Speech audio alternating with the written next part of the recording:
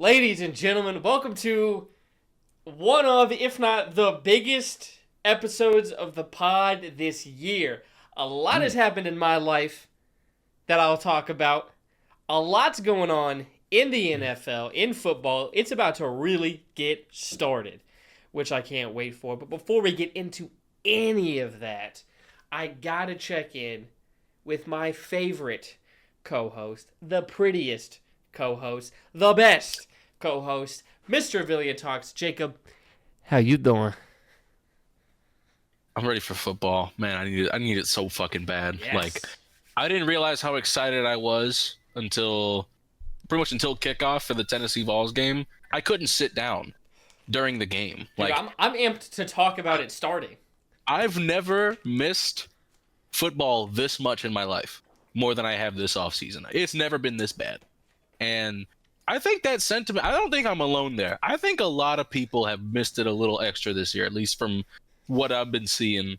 As time gets tougher, as the world gets darker, the more you cling and want these things. The more you need this escape, the more you need this, it's this beacon of, well, really this beacon of despair if you're a Titans fan, but beacon of hope for some fan bases. And beacon of hope for us too. We got Cam Ward. Like, I'm allowed to be happy about that. I'm not.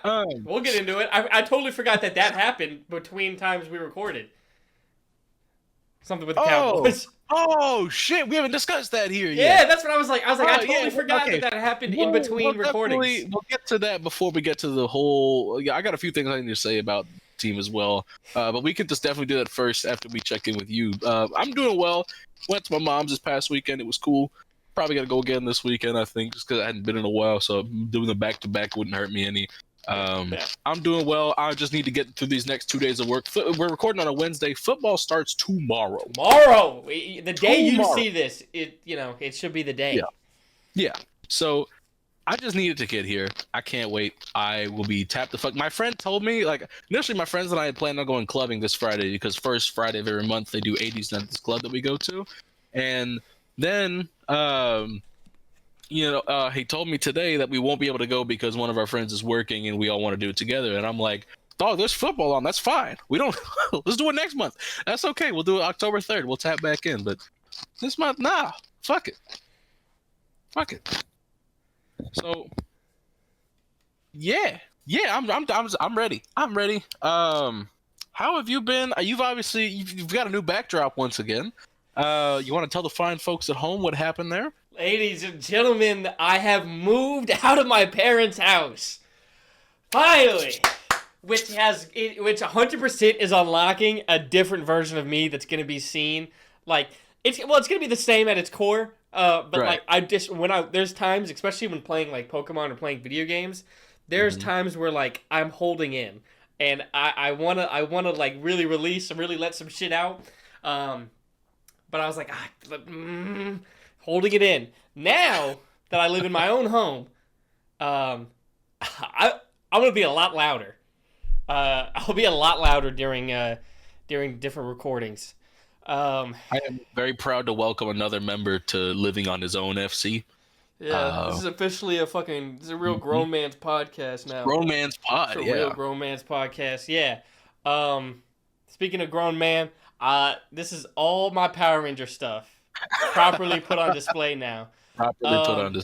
I knew I had a lot, but when I bought this shelf, I bought it with the idea of like Power Rangers on the sides and then like Pokemon in the middle.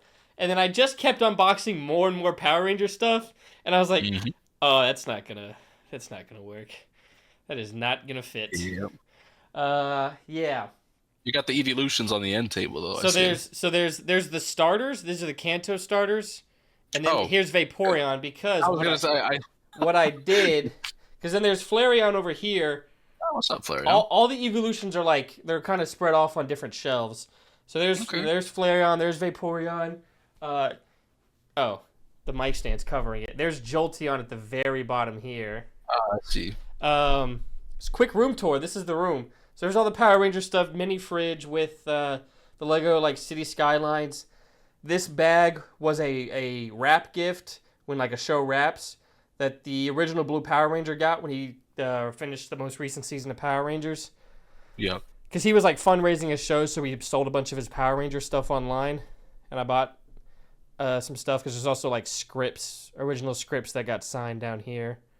But anyways, over here I got a TV, and then here's all like the plushies and a lot of the Lego or Mega Bloks Pokemon stuff. Over there too. Yeah, there's the main Eevee. Yep. Ooh, there it is. And then, hello. I got like in this closet. I'll open the closet in a second, but there's like the Mega Evolution thing I got from Pokemon Worlds, different big Pokemon cards for different Pokemon. This cabinet or shelving unit over here, I think is as far as it goes. This is where all the game consoles are, and then game cases at the bottom. But yeah, Leafeon and Glaceon. Yeah, so Umbreon's up here, Espeon, Glaceon, Leafeon. Guarding the actual games themselves on the bottom is Sylveon. Very nice. Good apt place for Sylveon to be. Alright, let me open this closet and show what's in here. Because this is where the motherfucking shrine is. This is where the Charizard shrine is. And then this was like the poster that came with one of the Pokemon sets. It's all 151. And then this is just like storage. That's where some of the Nuzlocke stuff is. All my Pokemon cards are up top over here. Yeah. The only thing really that's missing from here, this area right now, is just some, I have the display posters. All of these ones that are going to go up, I just need new magnets. Gotcha. And they're on the way. Oh. He's still in here. What's up, big dog? Whew. All right, so that happened. I moved. I'm still unpacking a lot of stuff. The living room, I need to get it done by like, what is it, 7 p.m. something tomorrow, my time. Dirk wants to come in. All right, so I had to leave work early today because for the past couple of days, Dirk had been kind of he would have this limp on and off, like his right paw would be limping, and then I thought he slept it off. It came back. Thought he slept it off. It came back. So I took him to the vet today. I called yesterday to make an appointment. They weren't going to be able to see me until next Thursday. And I was like, that's a long fucking time. But I was like, all right, whatever. Because it's not too bad. Sometimes he's fine. Sometimes he's not. Whatever. But they called me today saying they could get me in. So I went. Left work early to do so. He had an abscess on his paw. I had to leave him behind for them to sedate him, shave his paw, take a look. They were talking about x-rays at first, and I was like, let's go step by step eliminating other stuff before I have to pay all that much money. I just moved. I really don't want to be spending the vet bill. I won't say what it was. Even with what we did do, it was a lot. Holy shit. It was a lot of money. Yeah. But yeah, so now he is in a cone because he keeps licking at it. He's been sedated. I have to, now give him some medications for the next, 2 weeks. Bad timing. Very bad timing. As I'm trying to, get settled in and moving. And, tomorrow, my sister gets induced. She will be having her second kid. My parents are there right now, as well as my younger sister. I stayed behind. I'm on dog duty, so I'm watching my sister's dog and my parents' dog. I will probably fly next month to South Carolina. I should probably start looking at tickets now. To Georgia, to North Georgia to visit, to meet the baby, and it'll be 2 birds with 1 stone because that's when the other nephew, his birthday will be. Oh, nice. So lots been going on. Clearly, lots going on. I moved. Had to take my dog to the vet. My sister's giving birth. Lots going on. She's running it back. And then on a worse note, my grandma's health is, I don't think I've talked about it on here. It's not in a good place.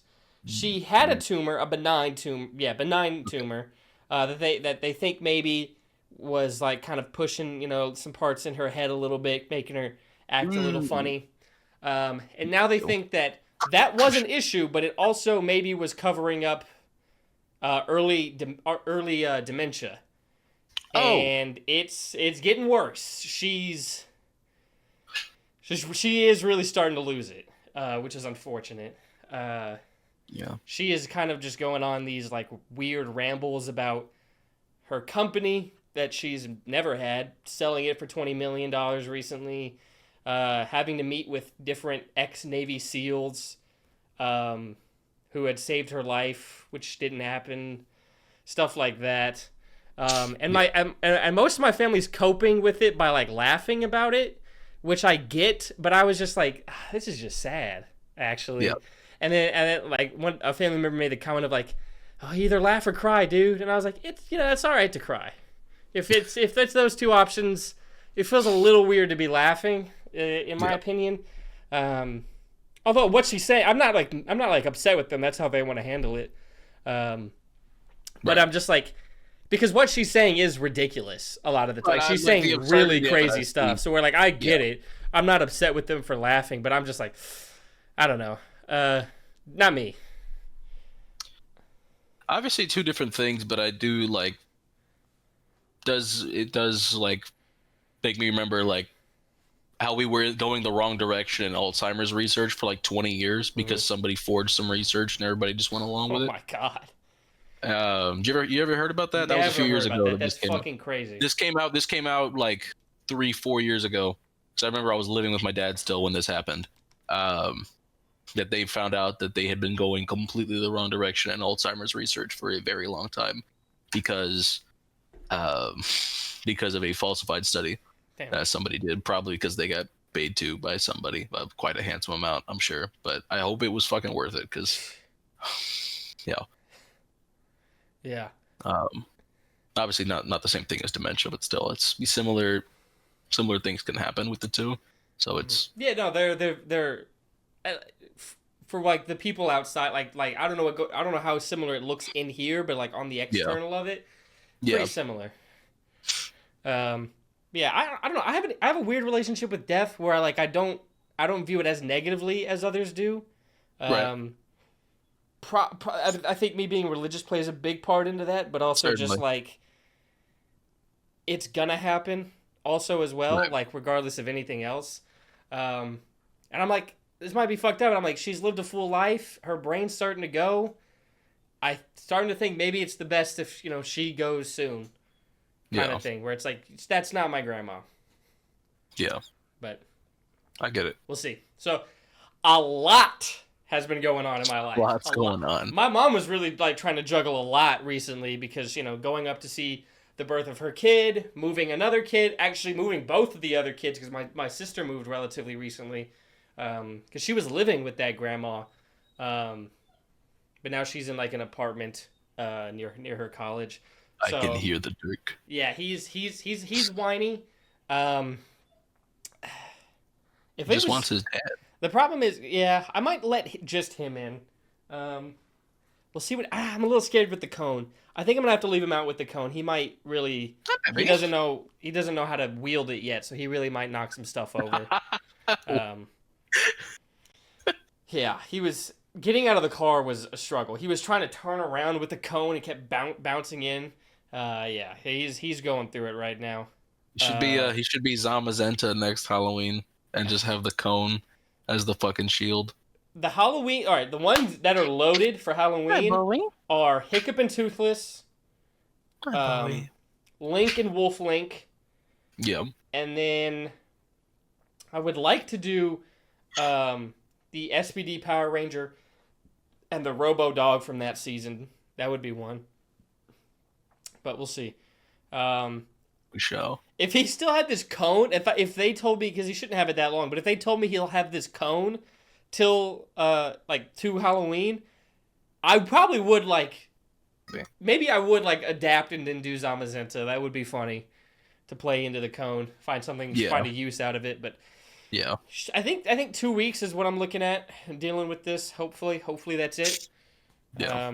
But fuck, about right. One of the crazier check-ins, a lot just got dropped. Lots going on. And not all of that really happened at once, because some of that stuff was built up over time. Because I don't think I talked about my grandma at all ever on here. No, I don't think so. Yeah, that's been like a couple months. Well, actually, probably. Well, if I include the tumor part of it, which wasn't, she wasn't starting to ramble then. Maybe this is like a 2-year thing, 2 year thing. All right, I think that's it. That's All it. right. Oh, just something light. Something like. Something Let's light. talk about Micah Parsons. Holy fuck. Let's talk about Micah Parsons. Get it all out first. Okay, You have the floor. the thing is, it's like, okay, I actually am just like, it's not the worst trade in the Dallas Metroplex this year, which is Not crazy. even, I don't think it's close either. Like, No, I see people Dallas trying was to compare bad them. last year. I see people trying to The like Mavericks say came they're off a on finals par. appearance. No. Okay, I'll put it like, I'll try to word it like this. One of those trades fits within the identity of what that team has been for the last 30 years. The other trade absolutely rips away that team's previous identity. Like, Yes. not just how they play or the players on the court, but their philosophy and how they run that team. Yes. Because the Cowboys are all about headlines, just bringing in attention. Jerry says, like, if ain't nothing going on in the NFL, the Dallas Cowboys will bring headlines. Jerry, shut the fuck up. But anyways, Dallas, the Mavericks, it had been, I would say the number one thing had been loyalty. That was like embodied with Dirk, obviously. But Mark Cuban was an owner who cared about players. Obviously, you still do some stuff on the business side, the basketball side. That still probably comes first. But comparatively, for an NBA team, how it's ran, loyalty was a big thing. And then you trade away your best player. The Cowboys got more first round picks than the Mavericks did. Yeah. Granted, they got AD back. Kenny Clark is good, but there is a difference there.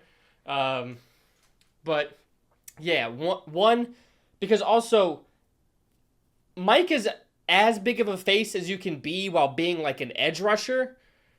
He's still not like the quarterback, and in comparison for if you're trying to take a football position and compare it to what that would be in basketball, Luka was like the quarterback. Like that's what it's the comparison isn't Micah Parsons getting traded. It would be if Joe Burrow, Josh Allen, Patrick Mahomes, I would say maybe Lamar Jack. I would say Josh Allen might be the better comparison because he's been good in the playoffs, but they still haven't won it all.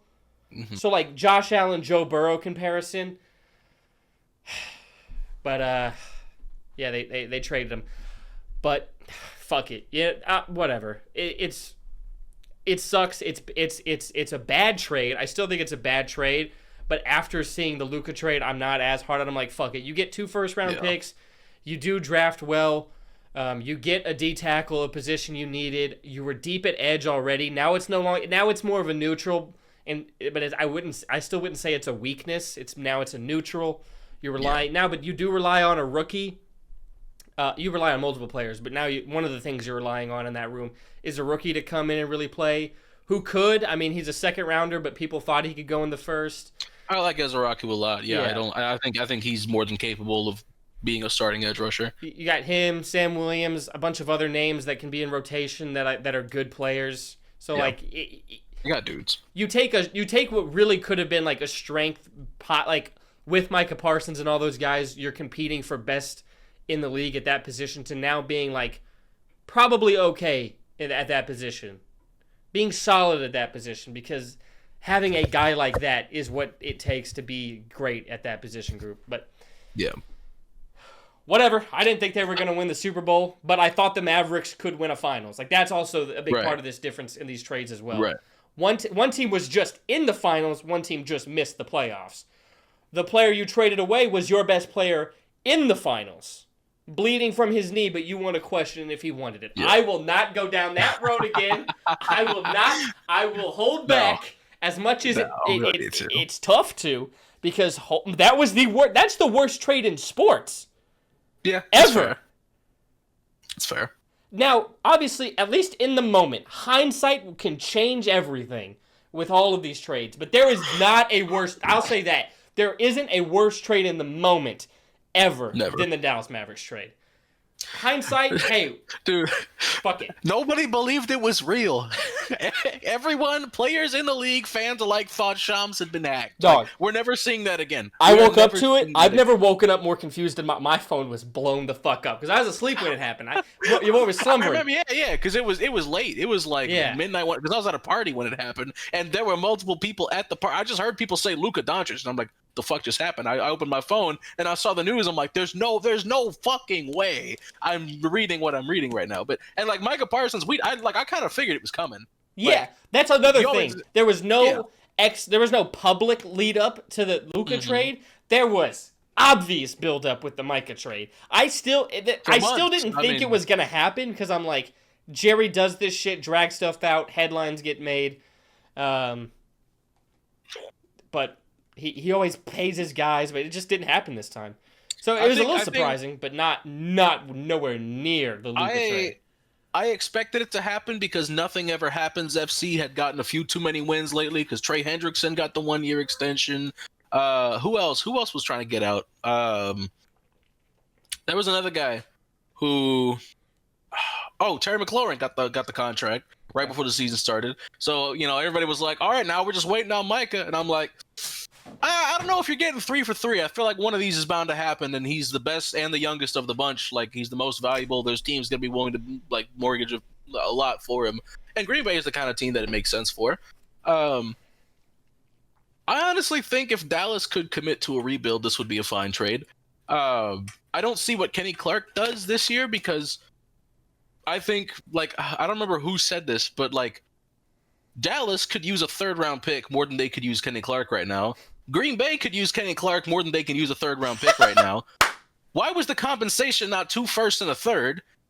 I would have. You know what? Weirdly, I actually would have felt better about the trade. It would have been better for both teams because, again, like, Dallas knows you're not winning at all right now. Yeah, the run defense is certainly going to be better. It's been a weakness for Dallas. With Mozzie Smith trying to stop guys from getting through the gap. But like. It makes you better this season in a season you're not going to compete. Like Onyx, maybe. Thank you. How much does Kenny Clark really raise the ceiling? Like, what's? I don't even think he raises the ceiling. He just raises the floor. Raises the floor a bit, yeah. But I mean, again, Green Bay could still use Kenny Clark right now because their run defense will hurt from this. Because they're definitely squishier on the interior now than they were before this trade. And, I mean, Dallas could have certainly used more draft capital out of this because it does feel like 2 first-round picks being the only thing you got as far as draft picks goes for Micah Parsons, what did they a trade Hall for of Famer in his prime at one of the most important positions in the league. I feel like you could have used another pick in there, just throwing that out there. I mean, but like I said, if Dallas would commit to a rebuild, which they won't, Dak's too good for them to be a rebuilding team. They're never going to lose enough games with him, playing a full season. If they traded, people are going to think you're crazy with that, but you're absolutely right. I think the only reason people feel the way they do about Dak is because the star is on the helmet. 100%. Frankly, if Dak played for any of the 31 other teams in the league, you'd be universally agreed upon like top 16 quarterback every single year. He's been better than that many times. At this current moment, because he didn't play. When he's healthy, he's usually top. He's always top 10. Oh, generally top 10 quarterback when he's on the field a full 17 games. So it's like, he's missed time twice now in the last 4 or 5 years or whatever. So it is like, I don't want to say it's becoming a thing with him because they're both just crappy injuries. But he's not like a guy who's consistently on the injury report. It's just 2 big injuries. It does concern you a bit, but. Yeah, like if the star was not on the helmet, people would feel very differently about Dak. But I think 100%. If they trade Dak this offseason, they're in business but Jerry would never do that because the team can't be not competitive for a year because they're not going to make there's not going to be any headlines there. There will always be headlines. And those trades would be headlines. Jerry will, you'd get a headline in April, trading Dak, right before the draft or whatever. But then what happens, in August, September? Like, what's the news then? Well, you become bad enough. I guess maybe you draft a guy. Maybe you draft a guy. If you're trading Dak, now you've got 3 first-round picks. You can move up if you want to. Plus, you've got the 2 next year. He's like, let me build up picks, and let's be bad, and let's go get Arch next. Not this draft, but next draft. I'm not convinced he's not coming out. I think people might be overreacting to week 1 a bit. I mean, this is a great Ohio State team, and he didn't play well, but like.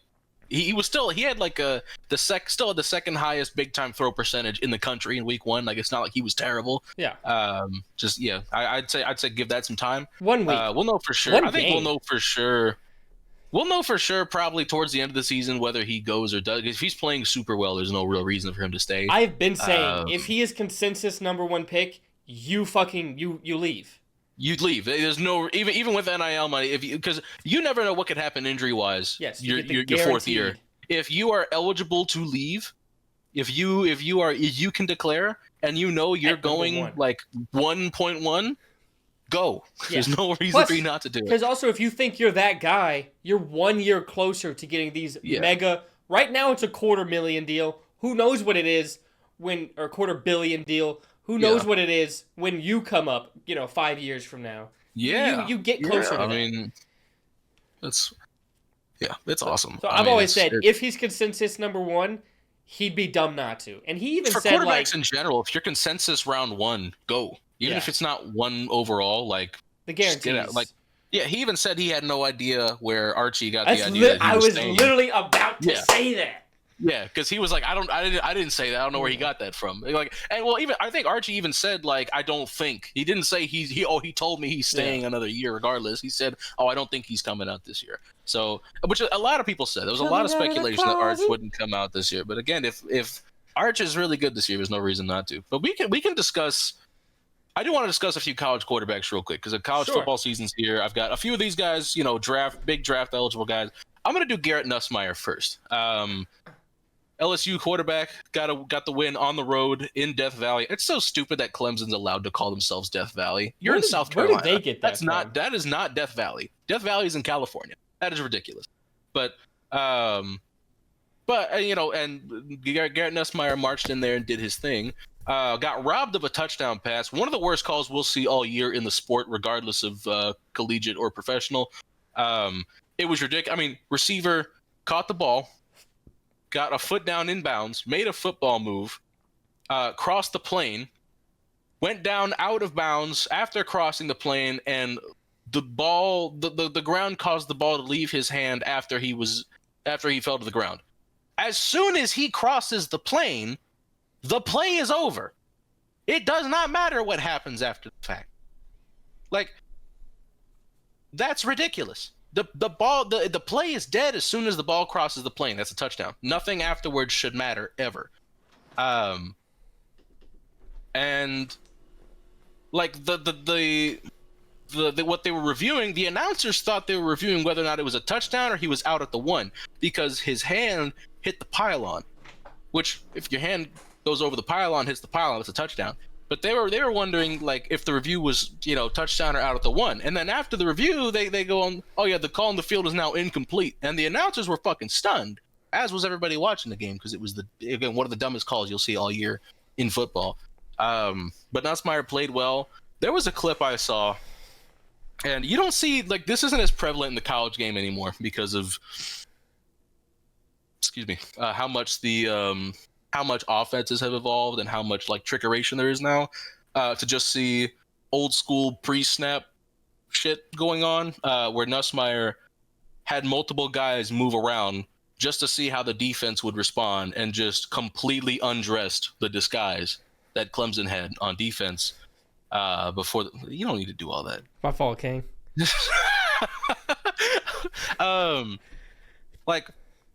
You don't see a lot of quarterbacks doing that today in college. Like, guys learn it when they get to the league, but you don't see as many colleges teaching guys to do all the pre-snap stuff, setting their own protections. A lot of teams make the center do it, which, now centers come out more developed, sure.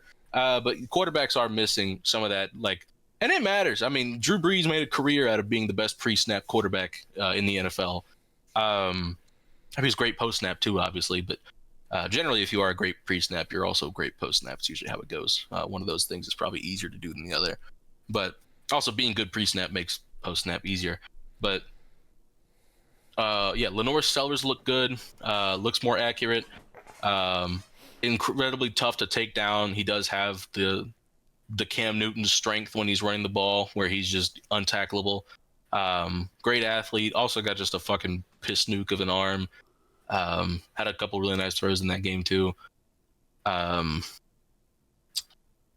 Drew Aller looked good. I mean, they were playing Helen Keller Community College, I think, so it doesn't take it with a grain of salt. But Drew Aller did look good in that game.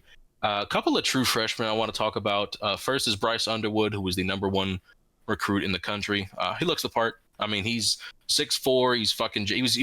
He's been jacked since he was in high school. He's huge. One of the normally true freshman quarterbacks need to get in the weight room and put on 10 pounds just for their body.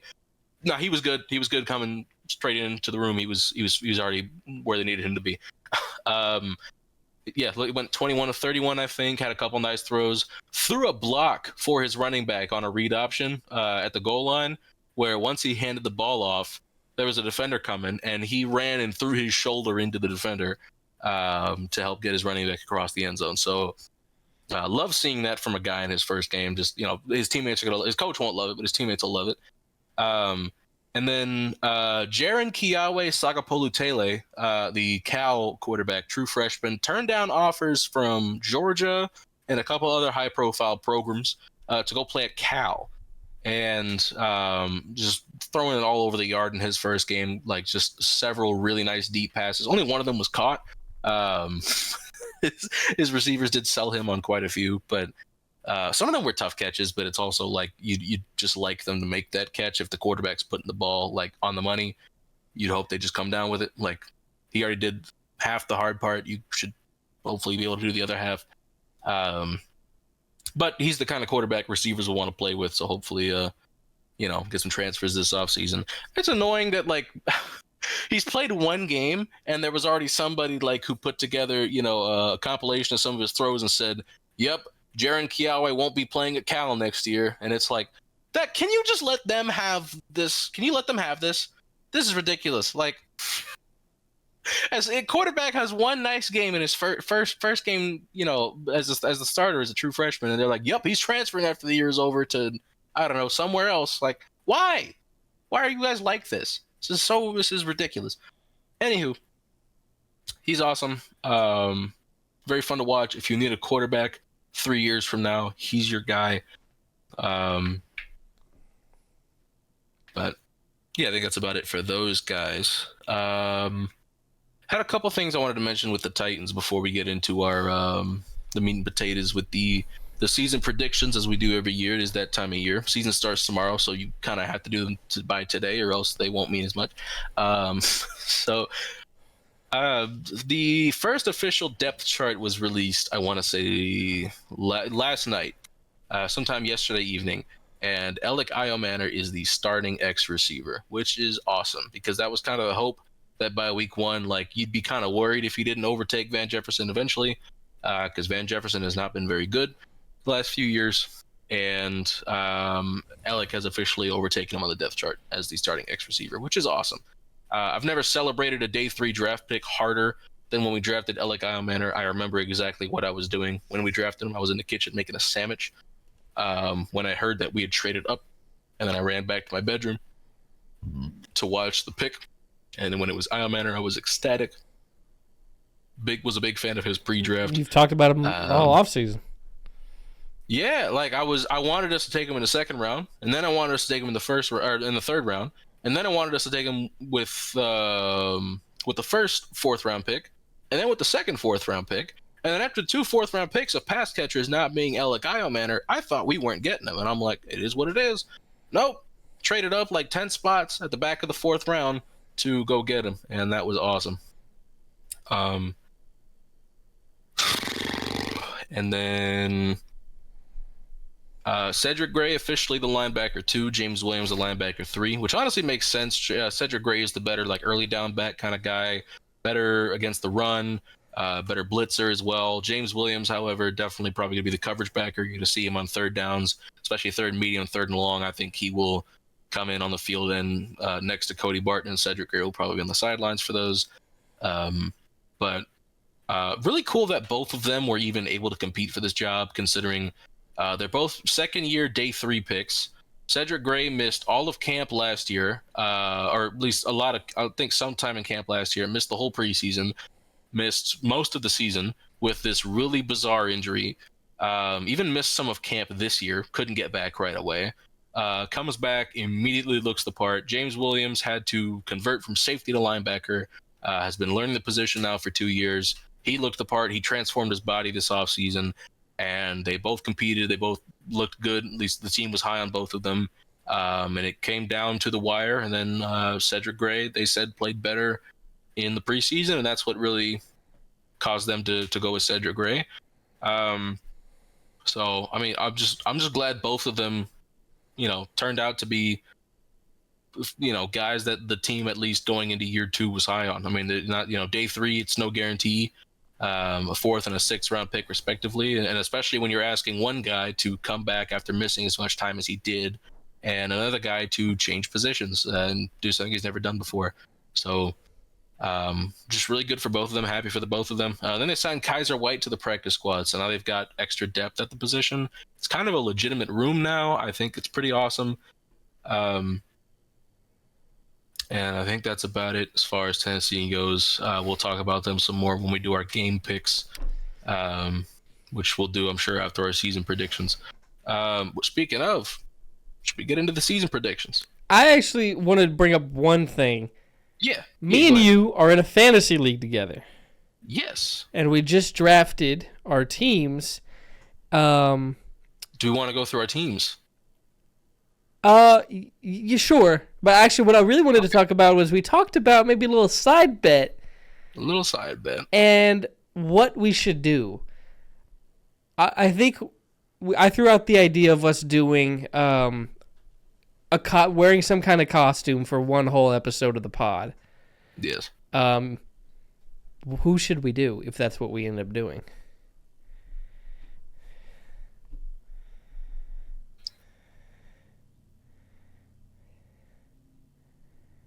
That's a good question. What if we dressed up as Dawn?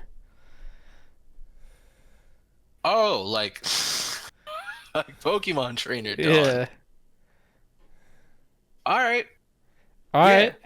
Yeah, All let's right. do it. So in our fantasy league, whichever one of us finishes below the other has to wear a Dawn costume for a full episode of the pod. Speaking of that league we're in, after the Alec Iomenner's starting depth chart thing, I sprinted to the league to go pick him up. I already did. Yeah. I picked him up after the draft because I drafted Tyjae Spears and I put Spears on IR right after the draft ended and then just signed Iomanner right afterwards. I already stashed him. So we're good. We're good. I got him. He's just going to be sitting there for a while until he comes out week 1, 120 yards, 2 touchdowns on Pat Surtain's head. And then I'm going to have to start starting him every week after that. I am in 3 fantasy leagues. My first round pick in all 3 of them was Ashton Genty. Mine's were I had Justin Jefferson. Yeah. Bijan fell to me in one, and then Derrick Henry in another. Very nice. For me, I had the 5th, 8th, and 9th picks respectively.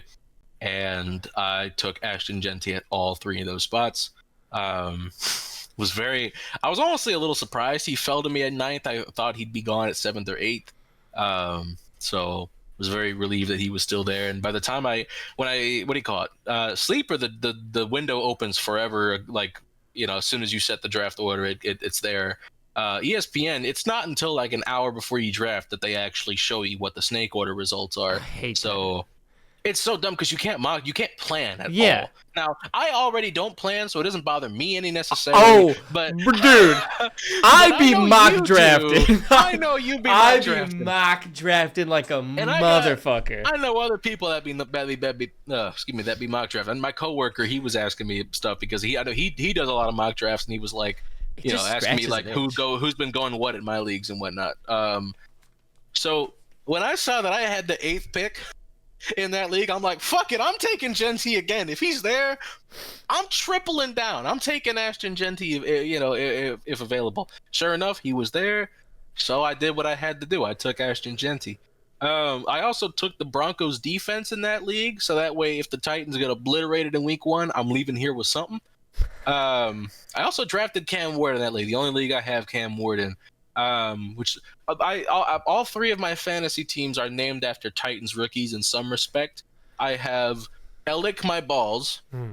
I have the Cam Psych Ward, and I have Alua Femboys Oladejo. So it's been a thing I've done for a few years now. I did it with the Wiley Coyotes and Josh Wiley's rookie season. This wasn't Anthony Ferguson's rookie year. He'd been with the team for a couple of years, but it was, I think, after we let Jonnu Smith walk, so Ferguson was going to be the starter. My team was Ferguson, I barely know her. Generally, but yeah, last few years I've been doing with Titans rookies. The last year I did Pollard de Mayonnaise instead of like Parfum de Mayonnaise. And I did have Tony Pollard on that team, if I'm not mistaken. I might not have, but I think I did. I had Pollard in one league last year. I don't think I have Pollard in any leagues this year, which sucks. I did want him because I think he's going to be high volume again this year because Spears cannot stay on the fucking field to save his life. Because he's hurt right now, isn't he? I think I wanted to get Pollard in the league that you and I are in, and I think he got taken picks before I was going to. I actually got sniped a ton in that league. I got sniped left and right, like multiple times. And then in the draft I did the next day, I got sniped a ton in that league as well. So shit happens. The league that we're in together, that's the team Alua Femboys Oladejo. So that's probably my favorite team name I came up with because I came up with that one completely on my own. I can't take credit for Elick My Balls or the Cam Psych Ward, but I can. Oh, don't worry. I knew that Femboys was your idea. Don't worry. Yeah, I can take credit for the Alua Femboys Oladejo. So that was I could have called him Femi with the semi. Is another name I could have gone with. That was one I thought about. And a backup name, if I like, what do you call it? Because I was in a league with somebody else who had also done a Cam Psych Ward, and I'm like, well, we can't both be Cam Psych Ward. So I was thinking of a backup name, and it was gonna be something to do with I think I was gonna do Kal-El Kent or something because Kal-El Mullings is named after Kal-El. So I was probably just gonna do like some bullshit like that. Definitely gonna make it Superman related there. But yeah, I'm excited.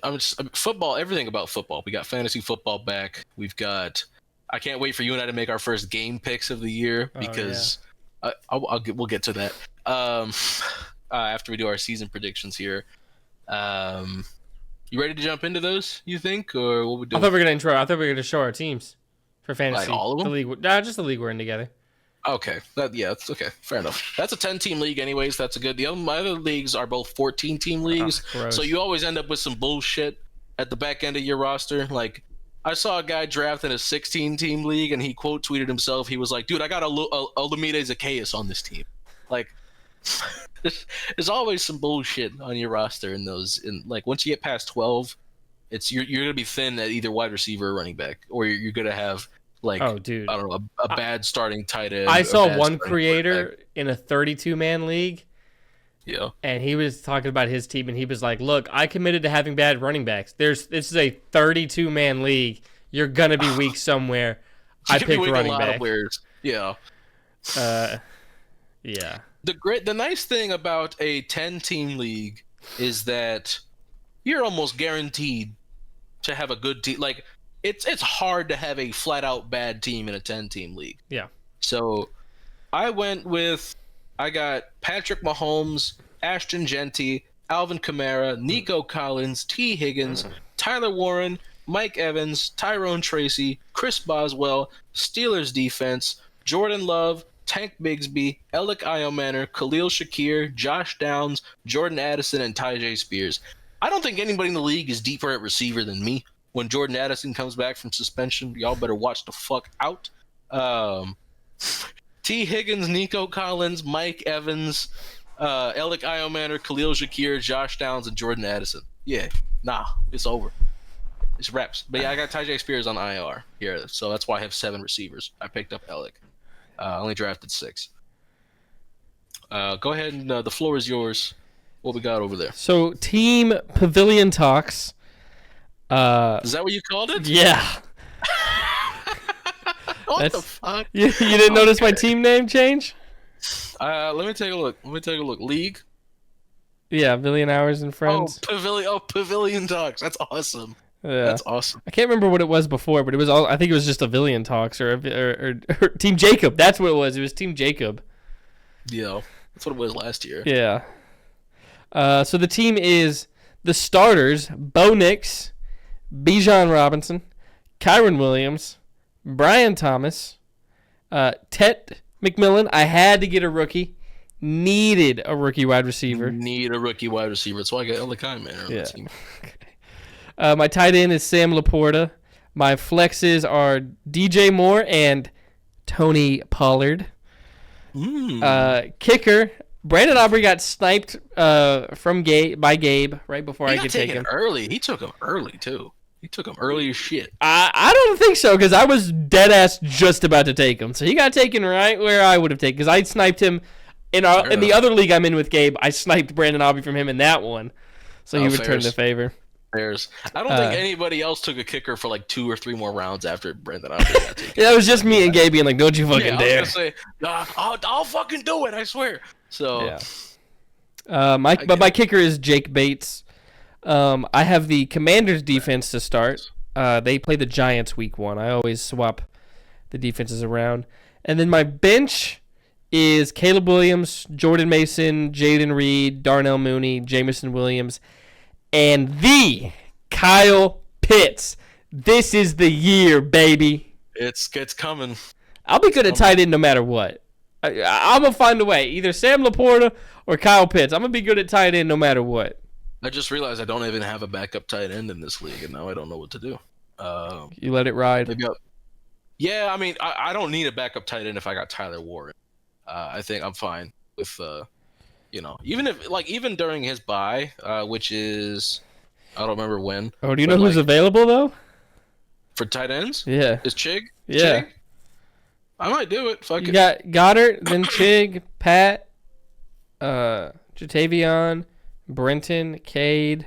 Justin Fields is available, which is interesting because the running upside is there.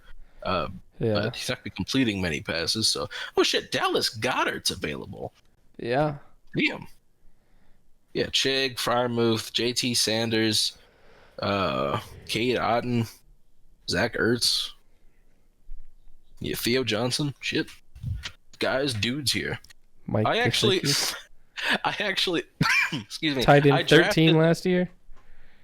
I drafted Gunnar Helm over Chig Okonkwo in one of my leagues as the backup tight end, so I'm like, fuck it, why not? So I drafted Gunnar Helm. I might sign Goddard, drop somebody else. We'll see. It's not impossible. I don't know. I wouldn't know who to get rid of. It would be one of the receivers, but I kind of love the receivers. I mean, you don't need a backup tight end week 1. You can watch the games week 1 and be like, oh, maybe I missed on this pick here. Let me go ahead and swap that out for a backup tight end.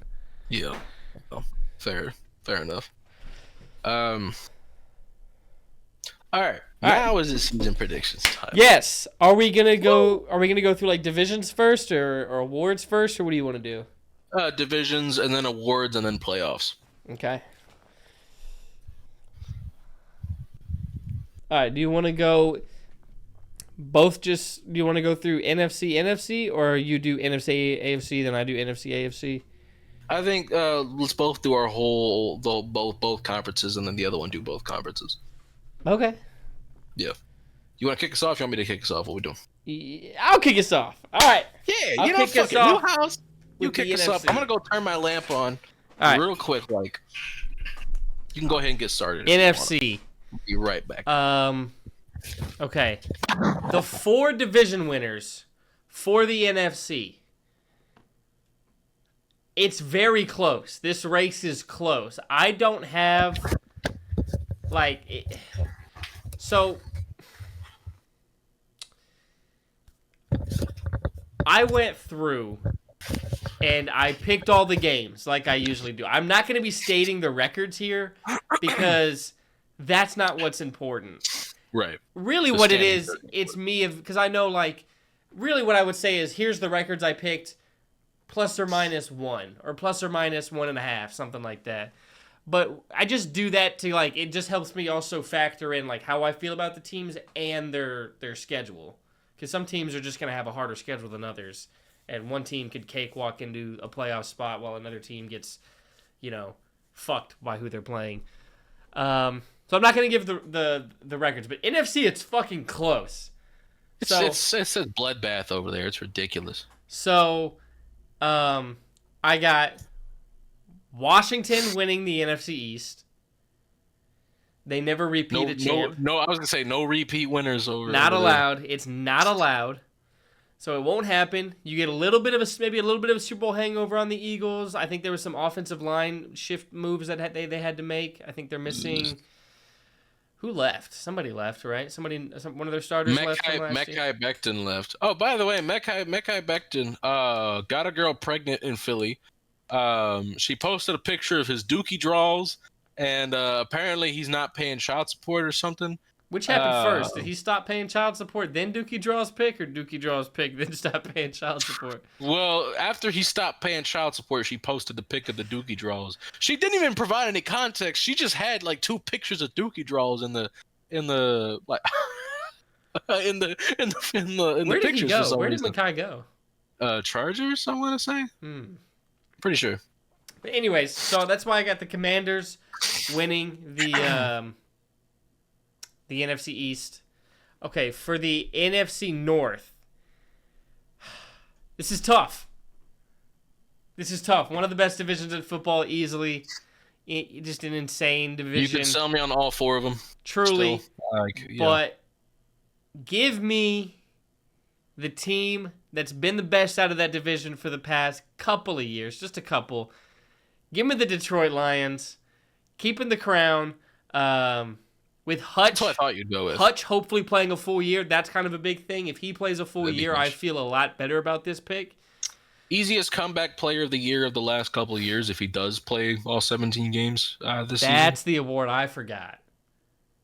Yeah, I asked about it in the group chat because I forgot. No, I read it, and like I thought about it on here because I said to myself, I was like, oh, somebody's gonna repeat like being an award winner this year. Because of comeback player of the year, and I just didn't write it down. Because I was looking at it, and I'm like, who the hell? And I remembered Hutch got hurt as soon as I sent the message. I remember his leg fucking snapped in half. And I'm like, oh, well, yeah. If he's anything like he has been after coming back from that, yeah, it's easy comeback player of the year. Okay, so I have the Lions coming out of the winning the NFC North. NFC West, tough. But I decided, second year with this head coach, you bring in a quarterback I really like, and I think I think this wide receiver can step up and be the wide receiver 1 there. I went with the Seattle Seahawks winning the West. That's the fun option. Frankly. Yeah. And then we head down south to the NFC South. I really, really wanted to give it to one team, a blue team down there, but I couldn't do it. What I ended up doing was, you know what, sometimes you want new, sometimes you want change, but sometimes a team is just sitting down there, not being overly flashy, but being consistent. And I trust their quarterback the most, while I think there's 2 other quarterbacks in there with maybe higher upside right now. Just from what I've seen, I trust this team's quarterback the most. Give me the Bucks. Give me Bucky Irving. I want Iguodala. Give me Rashad White.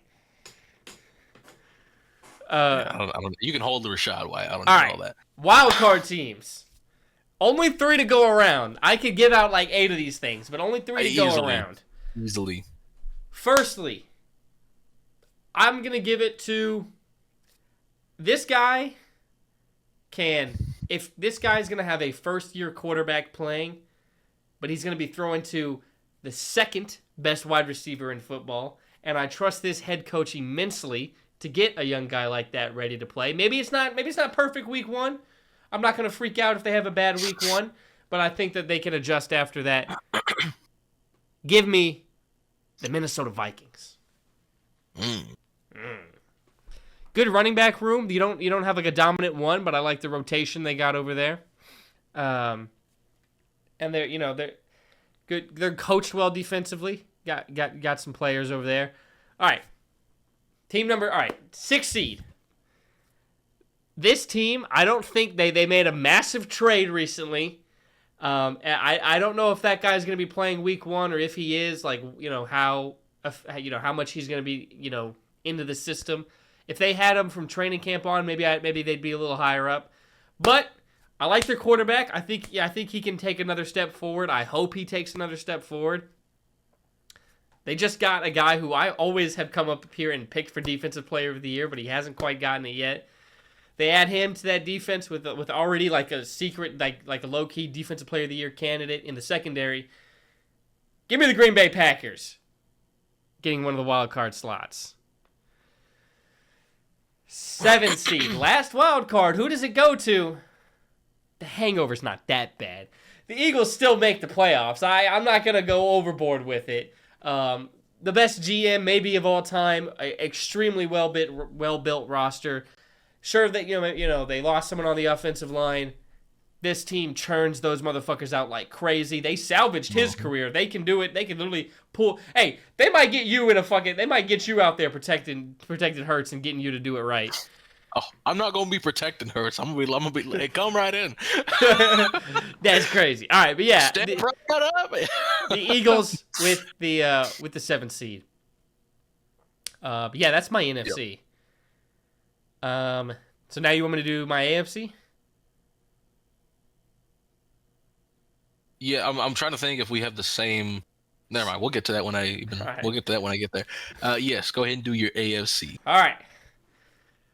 This is the conference with the quarterbacks, man. I mean, the best quarterbacks are all in the AFC. NFC's got roster construction. AFC's got fuck you. I've got the super weapon. I've got the nuclear option at quarterback. So yeah, interesting approaches to building a team.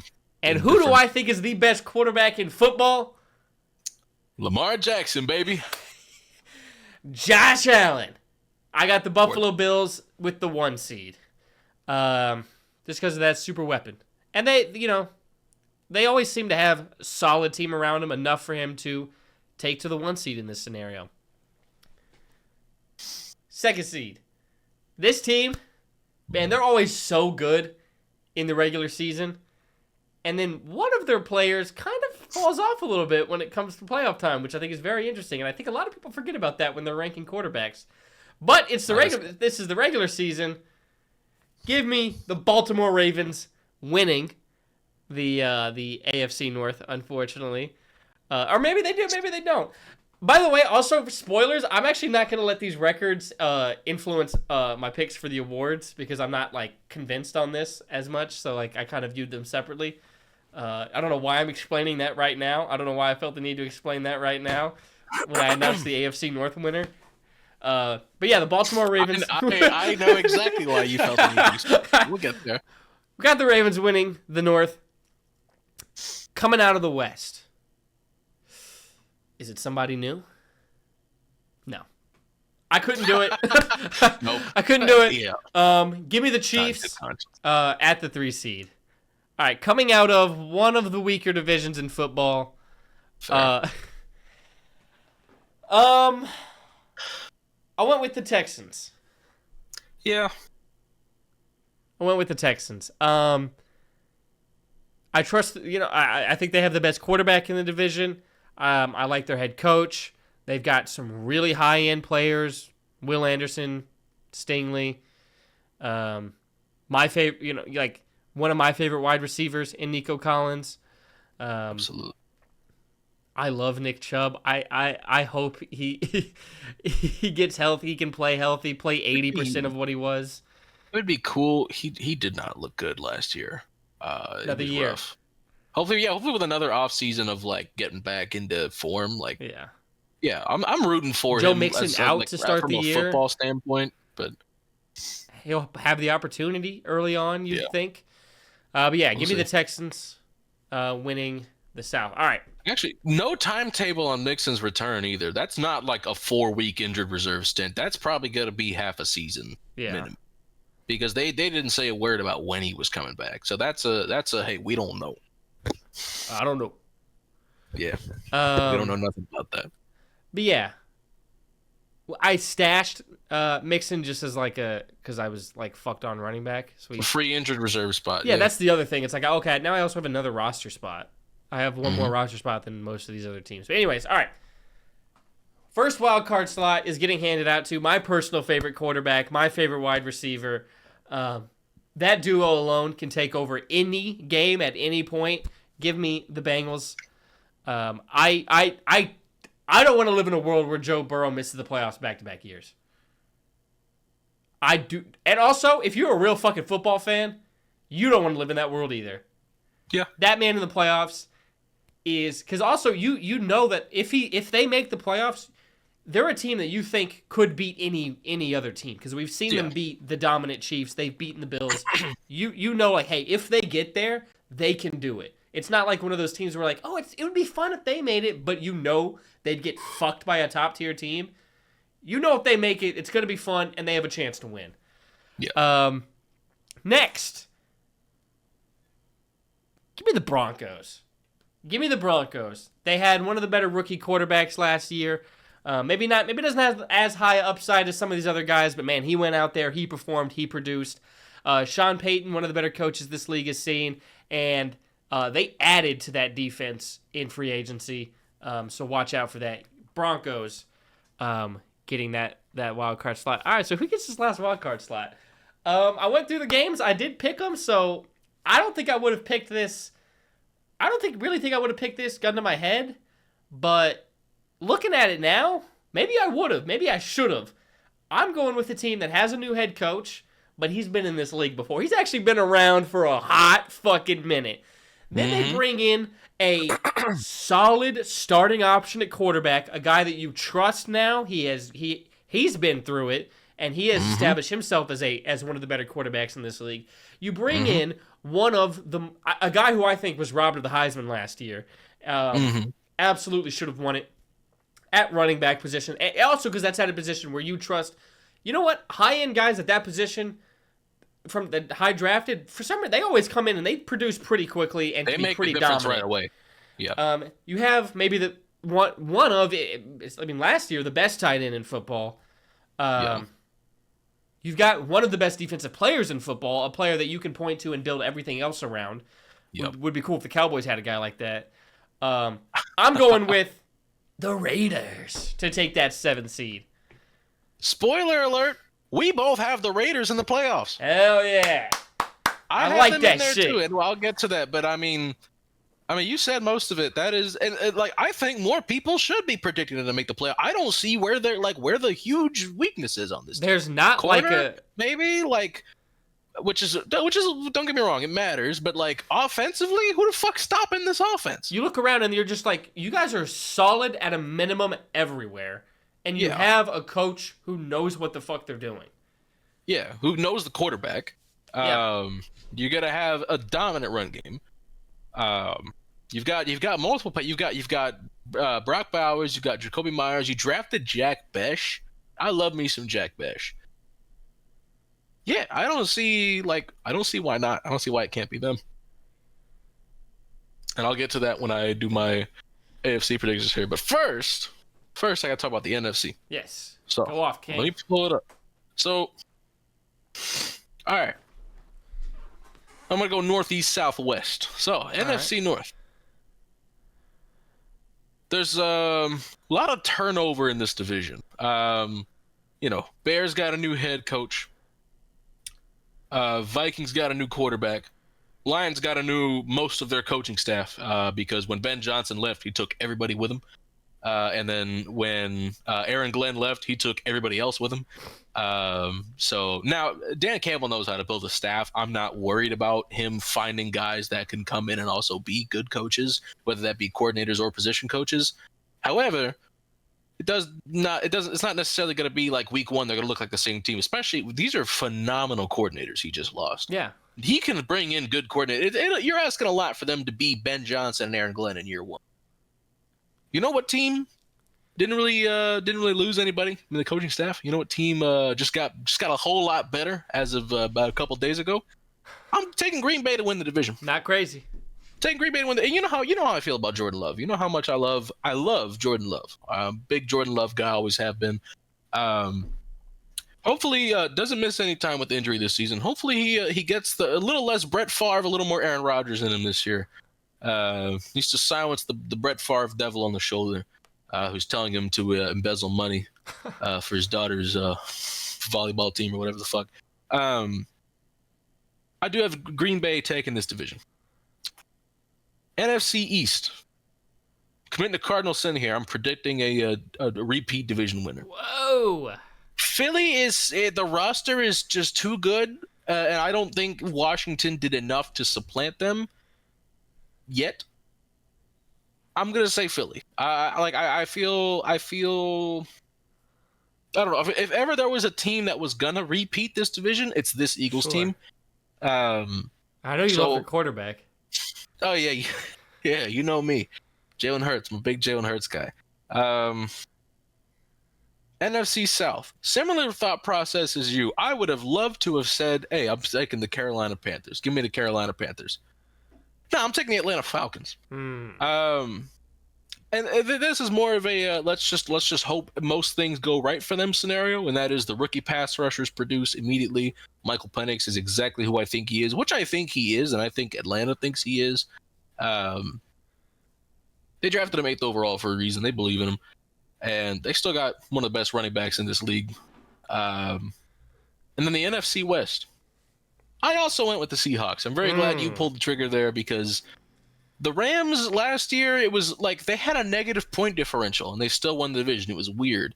Arizona feels like they're in a weird, like I want to like Arizona more. I want to see them get over the hump. I don't know if it's going to happen.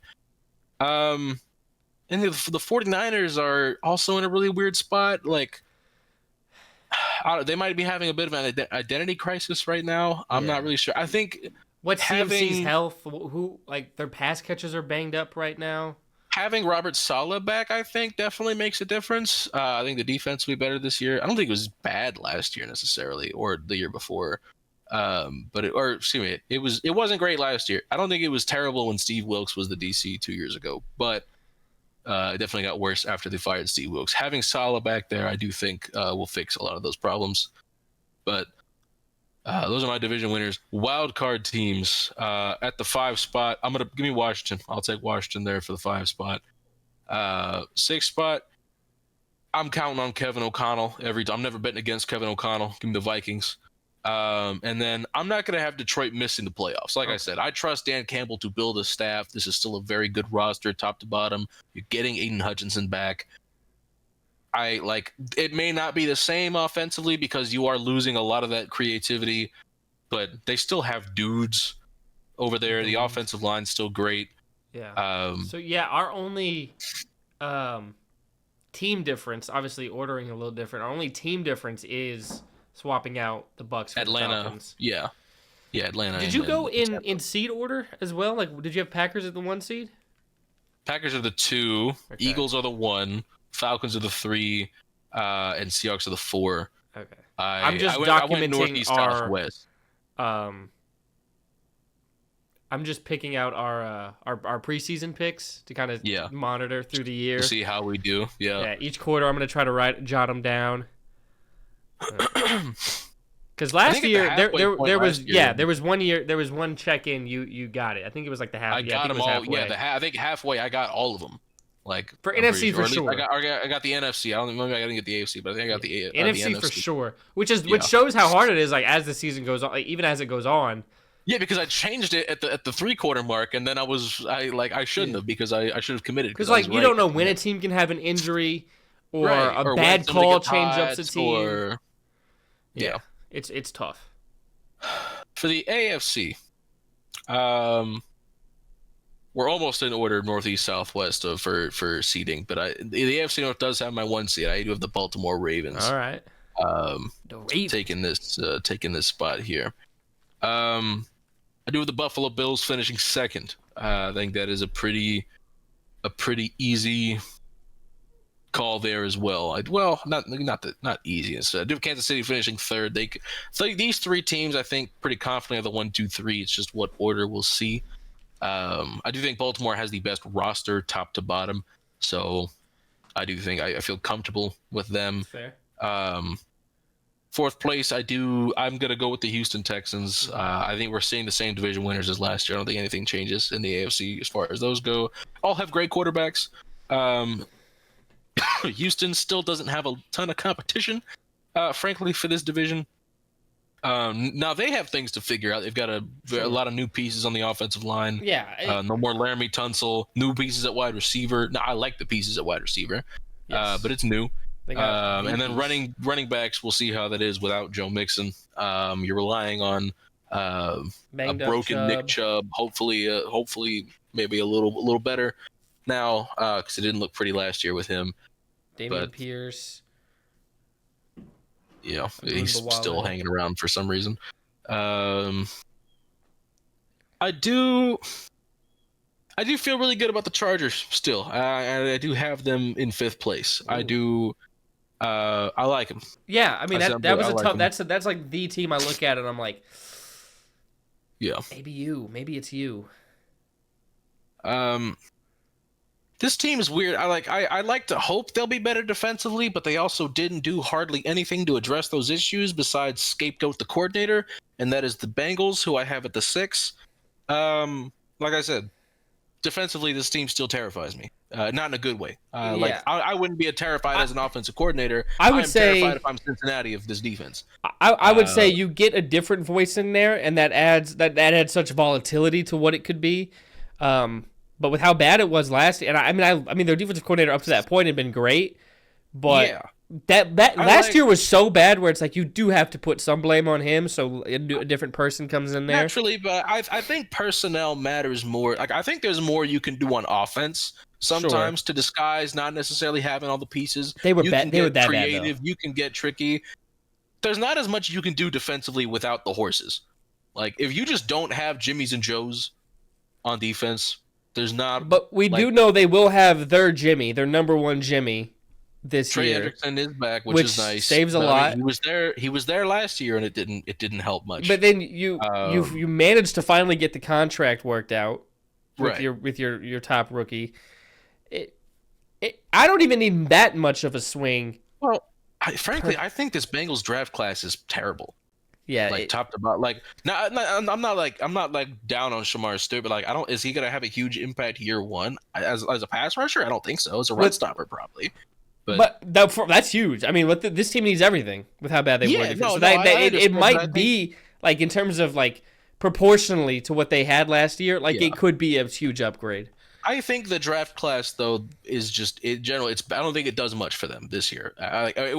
Frankly, this draft class won't do much for them. Period. I don't think it's very good. I think it's arguably the worst of any team in the league, top to bottom. I think it was there weren't a lot of bad drafts this year. I think NFL teams, their processes are getting better. I think they're generally getting better at drafting as the years have gone on by, especially with how many guys have stayed in college next year. There's a lot more guys who are just more ready coming out now because of that extra COVID year, which thankfully this year right now is the last year. Guys who were true freshmen in 2020 are 6th-year seniors now. So none of that fuck shit after this year in the draft. The 2026 draft will be the last draft that has those damn COVID year eligibility players in it. So, and at that point, it's going to be so few really factoring in. No more guys playing 6 years in college. And you teased me a little bit. You teased me though. You were teasing me with that. I deliberately didn't say or 7 because I knew where it was gonna go, and you fucking filled in the blanks on your own. I mean. Oh my god! Like, what is a man to do? I can't even say the word 6 anymore. No, you can, but just that. I don't know. In that context, like it just felt like it was about to come out. Something else is about to come out if you don't behave yourself. I don't even remember where I was at. Okay, yeah, COVID year nonsense with guys playing forever and guys behind them never getting a chance.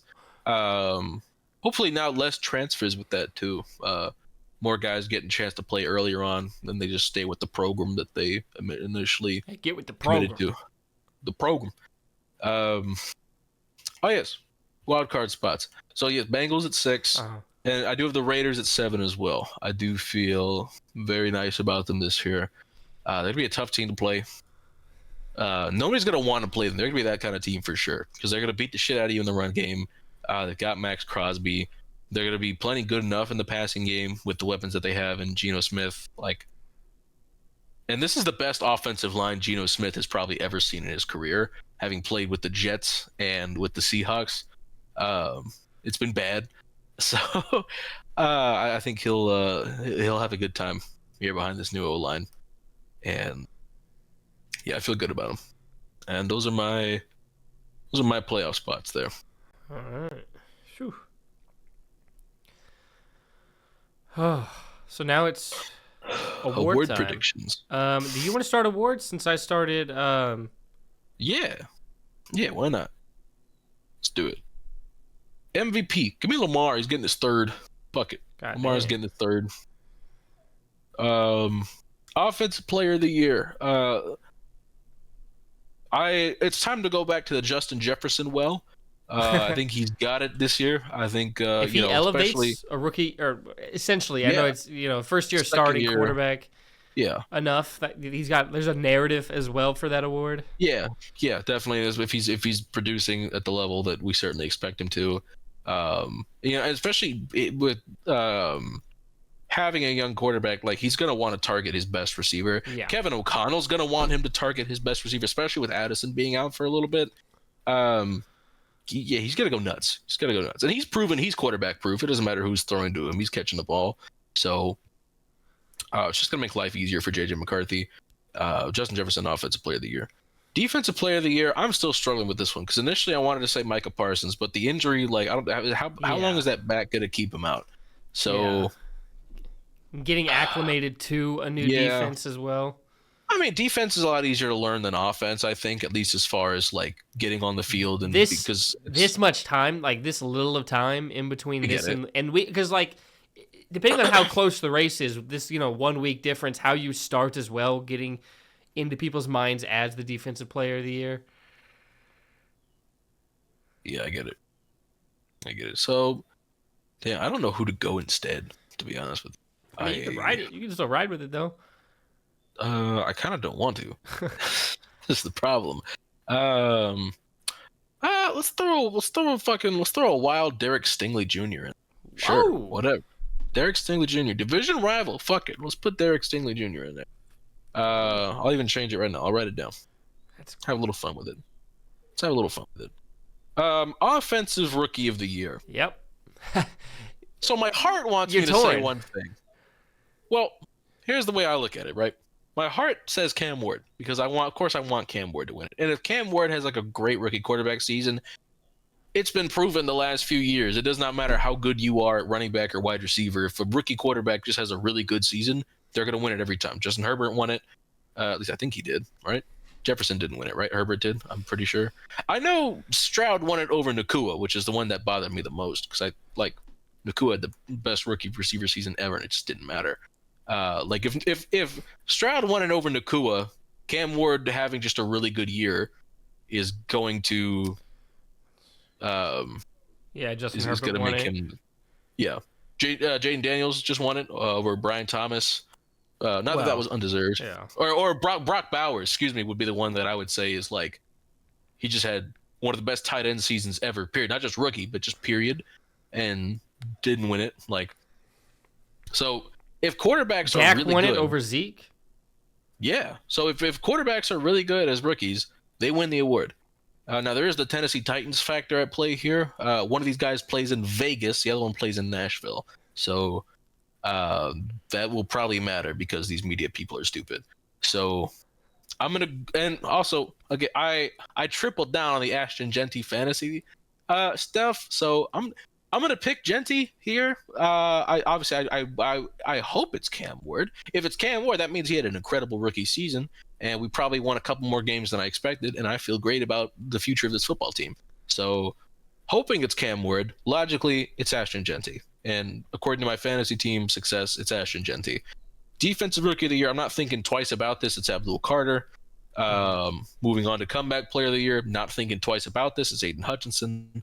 Coach of the Year, based on my standings, I feel pretty good about Matt LaFleur being the guy. I think he's got a good shot at it. I'm going to go with him.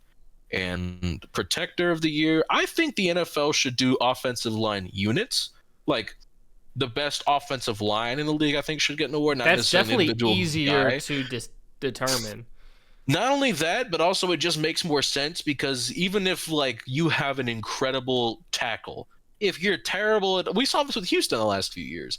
Like Laremy Tunsil's awesome. If the other 4 guys suck, your quarterback's still gonna get sacked. Like if your boat is leaking in 5 spots, and you buy the most expensive fucking plug you can, but you only buy one, and you plug one leak. Your boat's still leaking in 4 spots. Like, yeah, ship's still taking on water.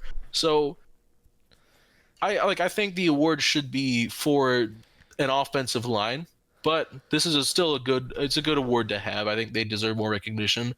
I'm gonna go with Lane Johnson. Now, there's a few and it will be a tackle more than likely. I think this will be a very tackle heavy award. I don't think we'll be getting a lot of interior guys unless they just have exceptionally great seasons. Which, again, is another reason why I think we need an offensive line award, not just an offensive lineman award, because this is just going to become best tackle in the NFL within the next few years. Yeah, I would be you shocked if guards and centers were winning this regularly. It's going to be tackles more often than not. I think Kelsey could have gotten it one year, like especially with all the tush-push stuff going on. Definitely. Maybe Zach Martin sneaks one in. You know, like it would take something crazy. Yeah. But yeah. All right. Was that was Creed all Humphrey of them, right? might have won it as a rookie. Creed Humphrey could have won it as rookie. But, yeah, those are the awards. All right. So my awards. MVP. I'll probably pick this every single year. Until it happens. And then after that, I'll probably pick it again. Give me Joe Burrow winning it in Cincinnati. Also because if their team is good enough, it means he's overcoming probably, even though I think it'll be better than last year just because of how bad it was, and I think defenses swing more year to year. He still has to overcome a bad defense at least. So if they do that, if they repeat last year but like just make the playoffs, like who knows? That's fair. Oh, that's yours. Okay, my defensive player of the year. I picked him because I really, it's kind of, this is a hard award to pick. I don't really know who could pop off. It's a very hard award to pick. But I went with who would have won it last year had he stayed healthy. I went with Hutchinson. That's fair. My offensive player of the year, I'm looking around and I'm like, fuck, so many great guys, but coming off such a historic season and playing behind what's still going to be an elite offensive line, I'm just going to ride with Saquon again. Sure. Let's see.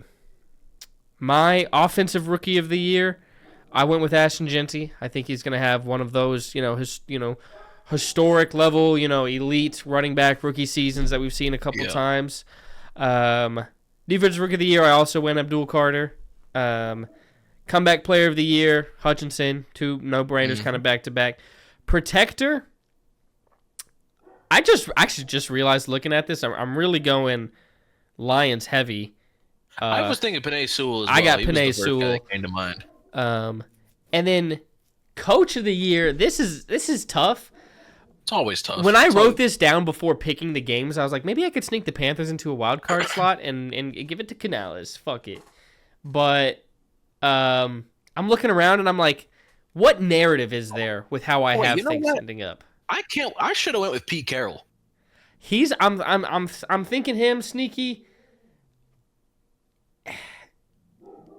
How important is winning the division for coach of the year? Matt Nagy, I think they won it when he won it. I don't know. How many wild card coaches have gotten it? I'm going to Google that right now. Kevin Stefanski a couple years ago. Wild card last year. coaches. Last year, technically 2 years ago, Kevin Stefanski got it as wild card. Wild card coaches to win coach of the year. I'm gonna change mine to Pete. Kevin Stefanski in 2021, Kevin O'Connell in 2024. Yeah, I'm taking Pete Carroll this year. Actually, I'm taking Pete Carroll. All right. I was thinking that one. I'm not. This isn't like I'm married to this pick in the slightest. And like I said, Lions heavy. If the Lions lose both their coordinators and still wind up the 2 seed like I have it, I think Dan Campbell has a great story for it. And story is all I could kind of think of for this award right now. So that's what I'm picking right now. It is also every award is narrative driven. I think Coach of the Year is definitely especially you're coaching the team, so it's very narrative driven depending on your team. And this one feels a little more arbitrary than the rest of them because it's like, how do you objectively judge a coaching job? Do you just look at the record? Like what circumstances do you factor in? You know, like with Cleveland a couple years ago, it was because Joe Flacco, so I get it. This is, I think the least narrative award is like defensive player of the year, where most of the times it's like, oh, sacks. Here we go. Defensive rookie of the year is because offensive rookie of the year, it's often narrative driven with quarterbacks like, CJ Stroud making the playoffs and Jaden Daniels making the playoffs. It's like, okay, well, they made the playoffs, so we have to give it to them. And it's like, that's not really what the award is, but also, okay, I like how can you separate that? Like, I get it. So, but defensive rookie of the year is almost always like, who's the best defensive rookie? It's usually not very narrative driven. It's usually defensive awards in general. It's very much who's the best ball player right now, just holding shit down. And yeah, last year Patrick Tam was a great pick, so fair. All right, we'll do playoffs, but let me deal with the dogs. All right, I'm back. All right, you ready for playoffs? Playoffs. Yeah, I'm ready. Let's do it. All right, let's. I guess we're each gonna go through our own bracket. Yeah. All right, I will kick us off then. Yes, you will. So, I'll go through. I gave you the NFC records first, so let's go through the AFC side of the bracket first. Sounds good. The matchups are the Bengals at the Texans, the Broncos at the Chiefs, the Raiders at the Ravens. Now, we got some fun. We got a fun little some stuff going on. Upset. Seeding wise, not record wise, and not prediction wise, because I think in this matchup, everybody would pick, not everybody, but people would pick the Bengals over the Texans, as do I. I'm going to rock with Joe in the playoffs. Then we have, all right, Broncos at Chiefs. Sometimes you just got to call a crazy shot, and I'm calling a crazy shot. Give me the Broncos beating the Chiefs in the wild card round. And then it's the Raiders at the Ravens. Do all 3 road teams in the AFC win a playoff game? No. The Ravens handle business and beat the Raiders. Raiders! Bringing us to a divisional round with a fun matchup of the Bengals playing the Ravens for the 3rd time season. Wait a minute. What? Wait a minute. You had Denver beating Kansas City so you could have Cincinnati play Buffalo in the championship game. No. Genuinely, no. I genuinely picked that just as it was. I didn't even think about that, and you don't even know if that's what happens. All right. I'll let you finish. Because now it's Bengals versus the Ravens for the 3rd time that year. Mm-hmm. I mean, I do have the Bengals winning and going to the conference championship game. Interesting. And do you possibly have Buffalo beating Denver, perhaps? Okay, I do, but that wasn't my plan. Oh, what do you know? Your 2 favorite quarterbacks in the league are facing off in the conference. First of all, you would eat that shit up. You would love that matchup. Oh, it'd be awesome. Yeah, I'd have a great time with it. But yeah, that is what's happening. But genuinely, I did pick just with my gut and my heart the Broncos beating the Chiefs. Give me Bo Nix. All right, so then for the said championship game, it's the Bengals at Buffalo. Can the Bengals win like 3 straight road playoff games to make the Super Bowl? How was that? Do you think I'm picking anybody else? Do you think I'm picking anybody over Joe Burrow? Thought you would have picked Buffalo. I'm gonna be. No, I got the Bengals to the Super Bowl. The defense improved. Oh my goodness. Noticeably. We'll see. All right, NFC side. We got the Vikings at the Bucks, the Packers at the Seahawks, and the Eagles at the Lions.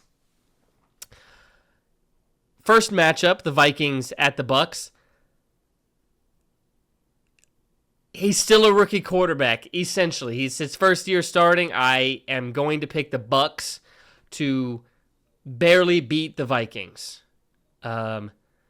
Then we have the Packers at the Seahawks. You can't keep doing Kevin O'Connell. Kevin O'Connell has to win a playoff game at some point in his career. He will next year when JJ has a full year playing under his belt. All right. Here, Vikings will win the Super Bowl this next year, the year after. Oh, fuck yeah. Awesome. Woohoo. I'll tell you that right now. That. Vikings win the Super Bowl. They get their first ever. Nobody deserves it more than him. And the Minnesota fan base in general. Minnesota sports fans are awesome. Good people. I don't know them like that. Go ahead, sorry. But yeah, I still got the Bucks just because, sometimes you don't get what you want. And then we get the Packers in Seattle. That's a fun matchup. It's a great matchup. Love that. Fun matchup. A little bit of history for like the 2010s, that matchup.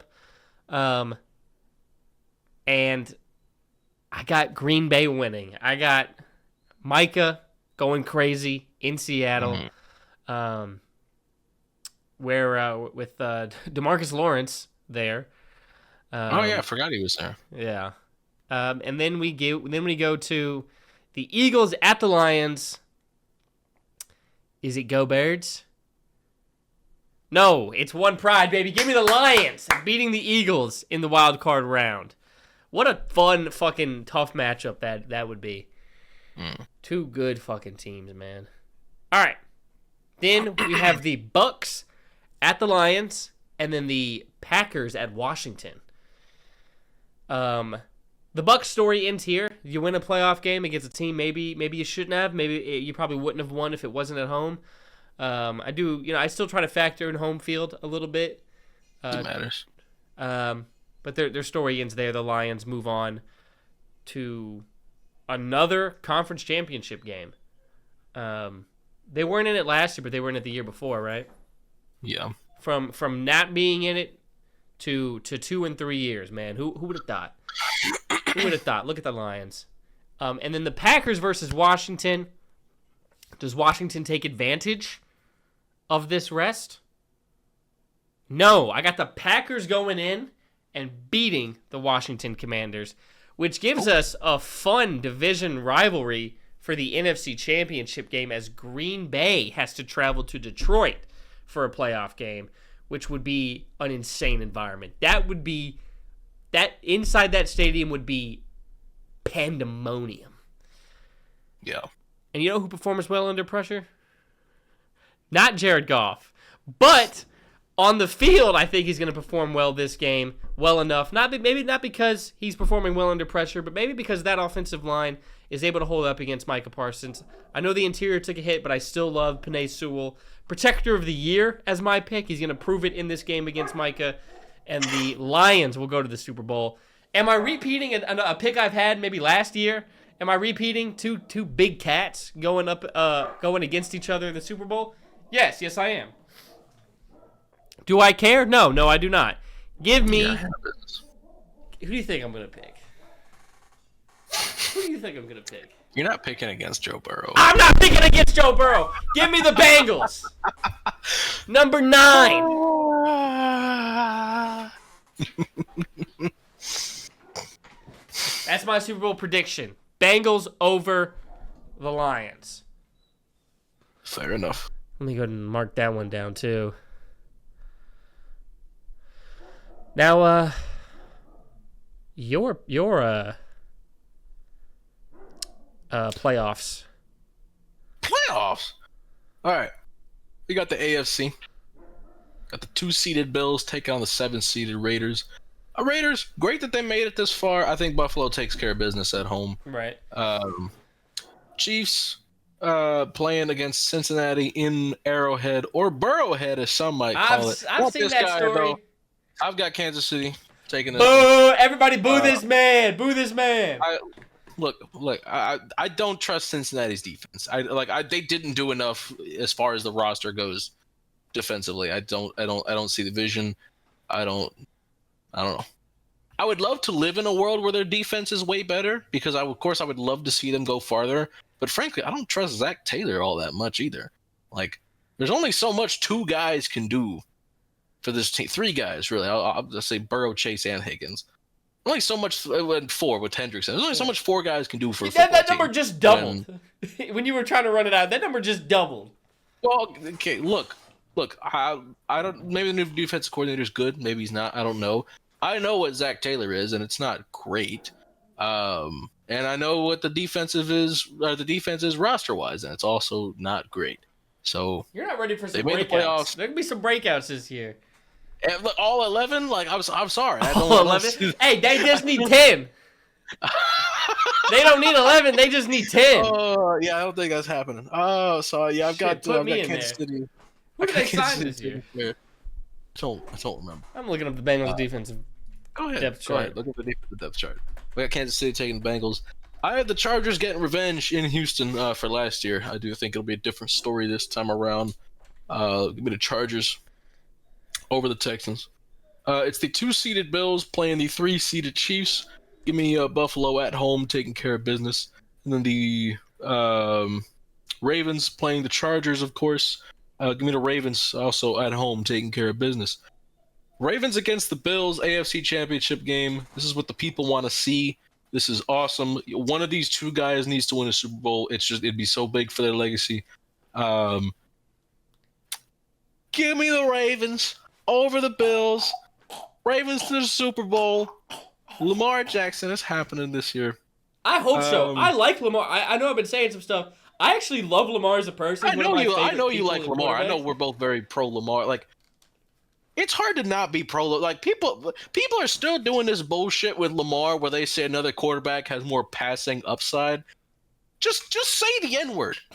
Don't do that. Don't actually do that. But if you're still doing this bullshit where you don't think Lamar can throw a football as well as all the other great quarterbacks in the league, yeah, you're just racist. So, like, there's no other excuse for this nonsense. Like, he's I don't know how many more times he has to prove it that he is that guy. But, I mean, here we are. NFC side of things, the 2-seeded Packers take on the 7-seeded Lions in the wild card round. I think Green Bay takes care of business at home. I think this is a retooling year for Detroit, not a rebuilding year. The roster's still great. Coaching staff is shaken up a lot. They did lose a couple of guys on the roster. Lost Kevin Zeitler. Give it. I'd say maybe 2026. Maybe they come back with a vengeance. I wouldn't rule that out at all. I wouldn't rule it out this year, but I just don't. I'm gonna pick a little bit of parity this time around. Give me the Packers. The 6-seeded Vikings come to Atlanta with the cheapest concessions in the game. Shout out Mercedes-Benz Stadium. 5-course meal costs you $2 at Mercedes-Benz Stadium. Give me Minnesota. Minnesota. Give me Kevin O'Connell getting his first ever playoff win. Minnesota. Give it to me. Give it to me. Give me some time. Oh no. Give me the 5th-seeded Commanders going into Seattle and taking care of business as well. Now, again, I like the Seahawks team a lot, and I think they still got a little ways to go before they're ready to completely compete. But yeah, year 2 under Mike McDonald, the defense will be better, and I do like this revamped offensive line as well. But I do think it's not perfect yet. I think they still got some work to do. Second round here, I have the Eagles beating the Vikings. Unfortunately, I would love to pick again. Look, my heart doesn't pick this. All right, this is what it is. and I have the Packers beating the Commanders. So I've got an Eagles-Packers championship Ugh. game. The worst Give grade me of the that. Green Bay Packers. All Give right. me the Packers. Taking care of business. Mike could go into a In Super Bowl Philly. the first year he leaves Dallas. Just like Matthew Stafford after he left Detroit. Yes, sir. Give me Green Bay holding it down. Except unlike Matthew Stafford, Mike is not winning the Super Bowl in his first year out of leaving the team that drafted him because the Ravens are beating the Packers in the Super Bowl. And Lamar is getting that ring. Micah would have a Josh Von Allen- Miller level game in that Super Bowl. Josh Allen already got his ring. He just got murrayed. Look, would Lamar I about to rather get in. have a marriage to Haley Steinfeld or a Super Bowl ring? I'm taking the Haley Steinfeld. I would also marriage do that, 100 but 100. That he can have both. My king can have Yeah, both. I would definitely prefer both. If that's on the table. that single hand with both on would become an iconic ass picture. What's going on? Oh, sorry. Well, I gotta check my mail soon because I ordered a book. It's called Titans of the South, and it comes with a Cam Ward illustrated trading card. And would be a cool thing to show off on the pod once I get it. And I just got an email from them saying they were all shipped out last week. So I'm wondering how quick, if it's not already there, if it's gonna be in my mailbox soon. So might after the pod, maybe tomorrow. If when I y'all get have an home from upset work. win week 1, you gotta fucking look at this. That's my fucking guy. We'll talk about it. In fact, you know what? We just, the what do you call it? The season predictions are done. We We're just done. got through it. Do we want to do game picks? Right, that's right. Game picks. Yes. Do we still have that same? CBS, right? Yeah. The Pick'em League should still be there. I mean, I don't know if I have to activate it or some bullshit, but I think the CBS Sports app. did I make that one? You might have. I think you might have. Yeah. Let me see. Yeah, picks, and then Okay, it's a different account. Hold on, let me. Wait a minute. I mean, I'm on the wrong account, I think. Am I even logged in? How the fuck do I log out? Yeah, I'm logged in. Here we go. Okay. So how the fuck So it must be this email. picks? All right, where's my? I'm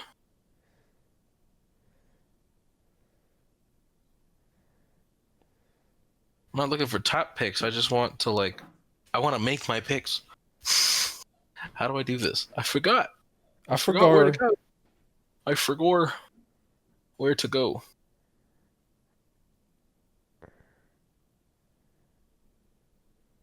It was the CBS Sports app that we used for this, right? I'm not tripping, right? Okay. What fucking account?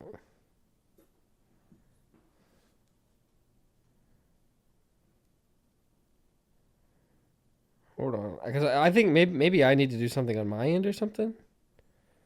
But I'm having a hard time. Probably, yeah, to restart it or something. I Yeah. think, yeah, I think you need to. Couldn't find your account. What the fuck?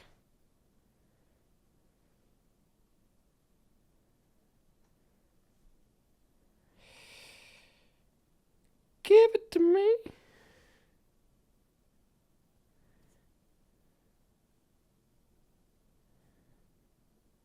Oh, while you're doing this, I am about to get into Euro ball as well. I'm about to start watching soccer.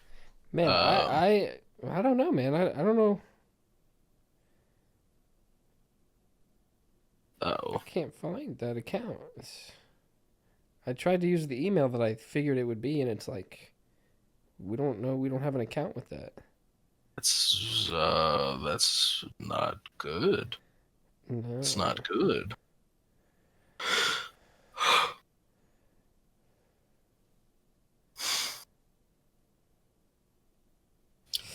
Maybe we just have to make a new one. Damn, all the history will be gone. But yeah, we'll I do don't it. know. Okay. Here, I guess I'll make another one.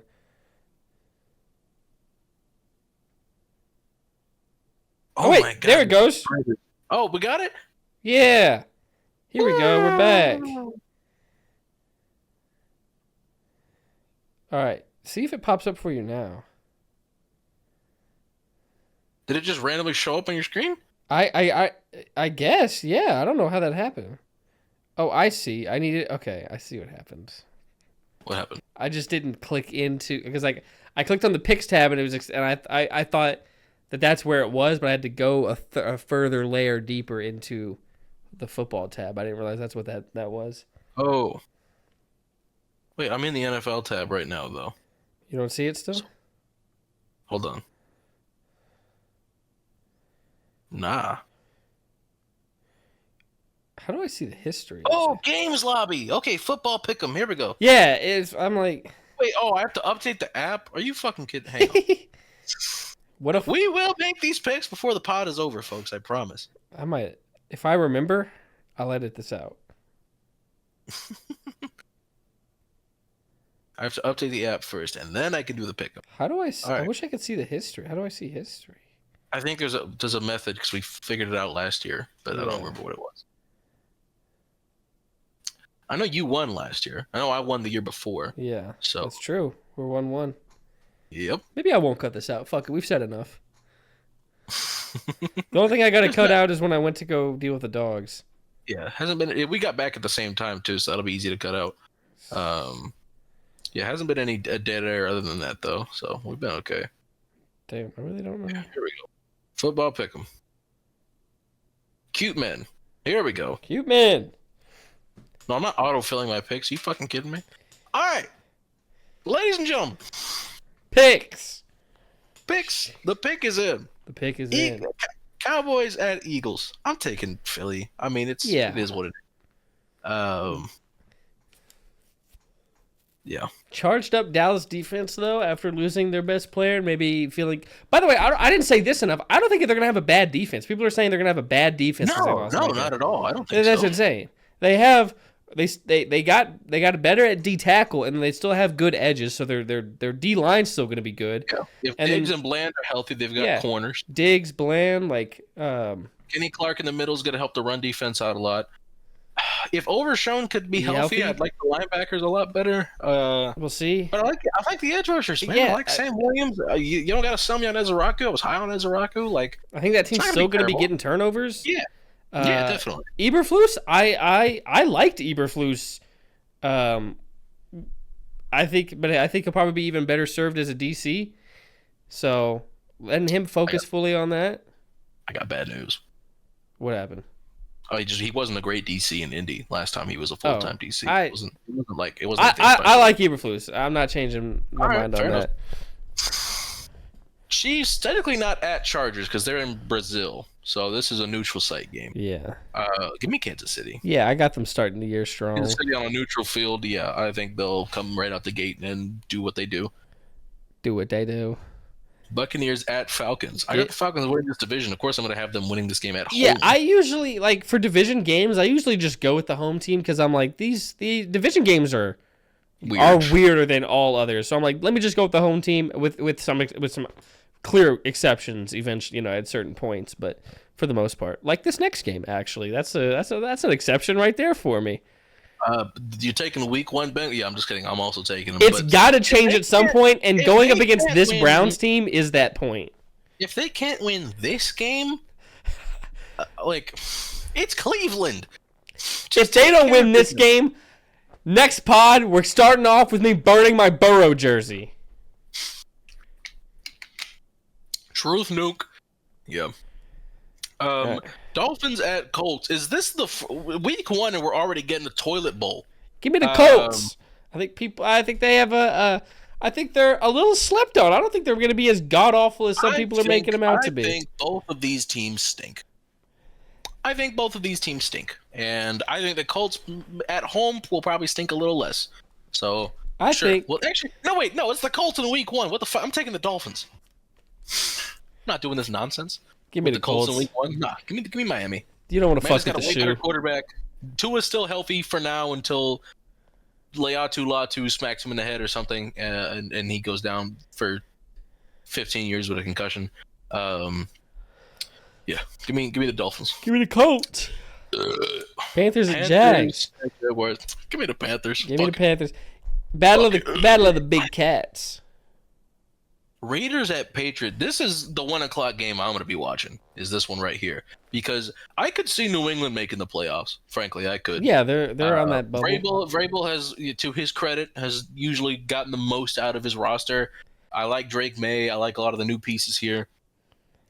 I've like, and the Raiders. I like what the Raiders doing. So I think this is a very fun matchup.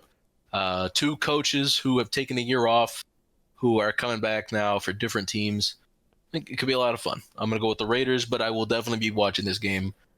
Cardinals at Saints. Give me the Cardinals by 50. I'm also going with the Raiders, yeah. Yeah. Saints in week 1, I'm not interested in none of that. Give me Arizona. Yeah, Arizona's one of those teams I didn't have making playoffs, but I still just like them. Steelers at Jets. Give me the Jets. Give me the Jets. Motivated Aaron Rodgers. Yep. Sauce Gardner's going to pick him off 12 times. Sauce fucks with him too much. He's gonna let it slide. Yeah, that's fair. Regardless, I give me the Jets. I think technically a revenge game for both quarterbacks, although Fields has said he doesn't see it that way, and I frankly don't think Rodgers does either. I think the Jets are going to be pissed off at Aaron Rodgers. I think at least front office wise, they're not going to be happy with him, even though it's a new regime. Like I think, and frankly, Rodgers is probably mad at them too. So he's gonna look at that offensive line and be upset. Tensions might be a bit high here. I'm going with the Jets. I got the Although Steelers. Elijah Vera Tucker, as of today, might have suffered a season-ending tricep injury, which is just terrible. Oh my god! For a good young offensive lineman who I think he's in year 3 or 4 now, like he's about to get paid. Like this just sucks for a guy who's had some injury. I think before. I think even his first or second season missed some time. So yeah, sucks for him to for this to happen again. Poor guy. Probably going to miss the year with the tricep injury. Giants at Commanders. It's the Commanders at home against an inferior opponent. I sure hope they take care of business. Yeah. Give me the Commanders. With a commanding win. All right. Game of the week. Game of the week. Titans at Broncos. The spread on this game is Broncos -9. I told myself all season, I'm not picking Tennessee to win this game, week 1. I'm just not doing it.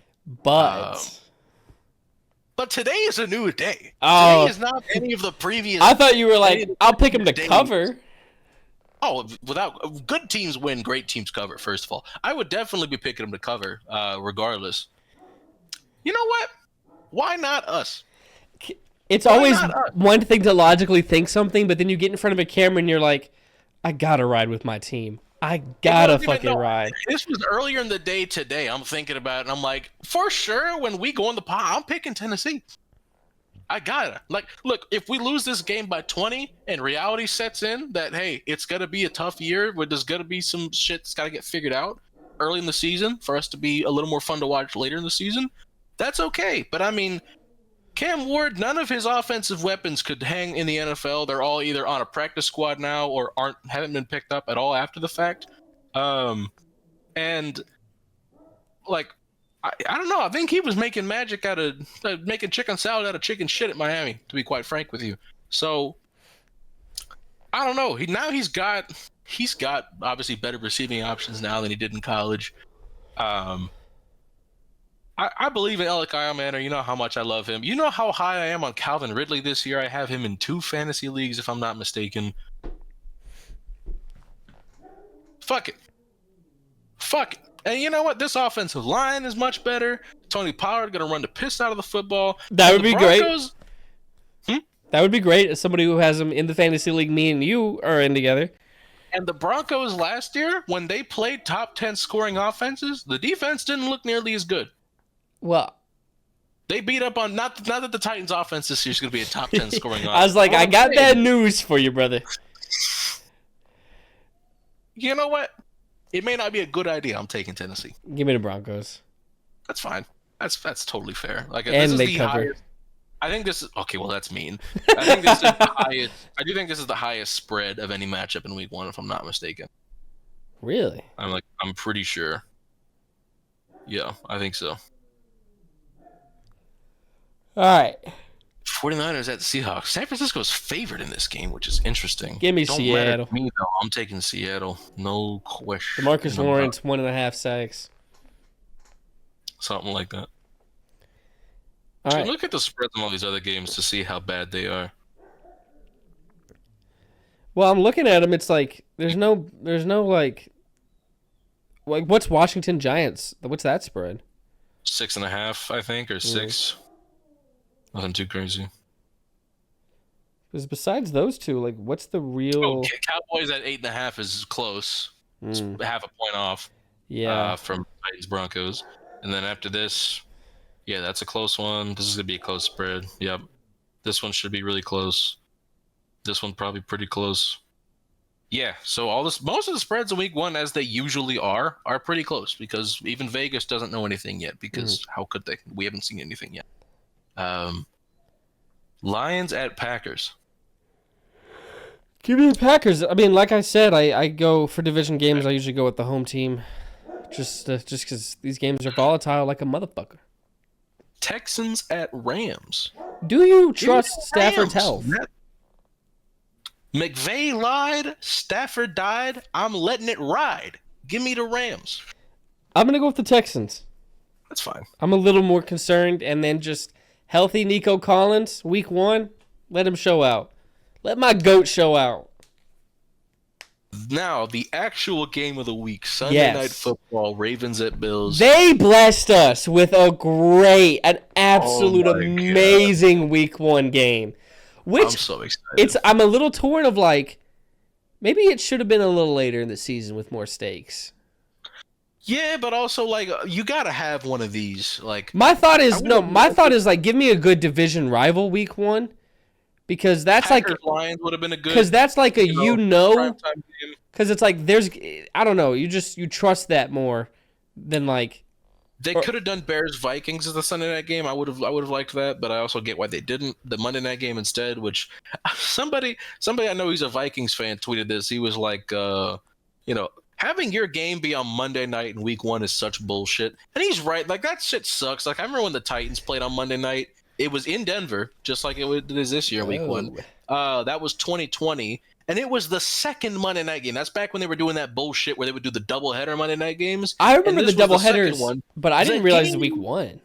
The game didn't end until 1 a.m., and I had school the next day.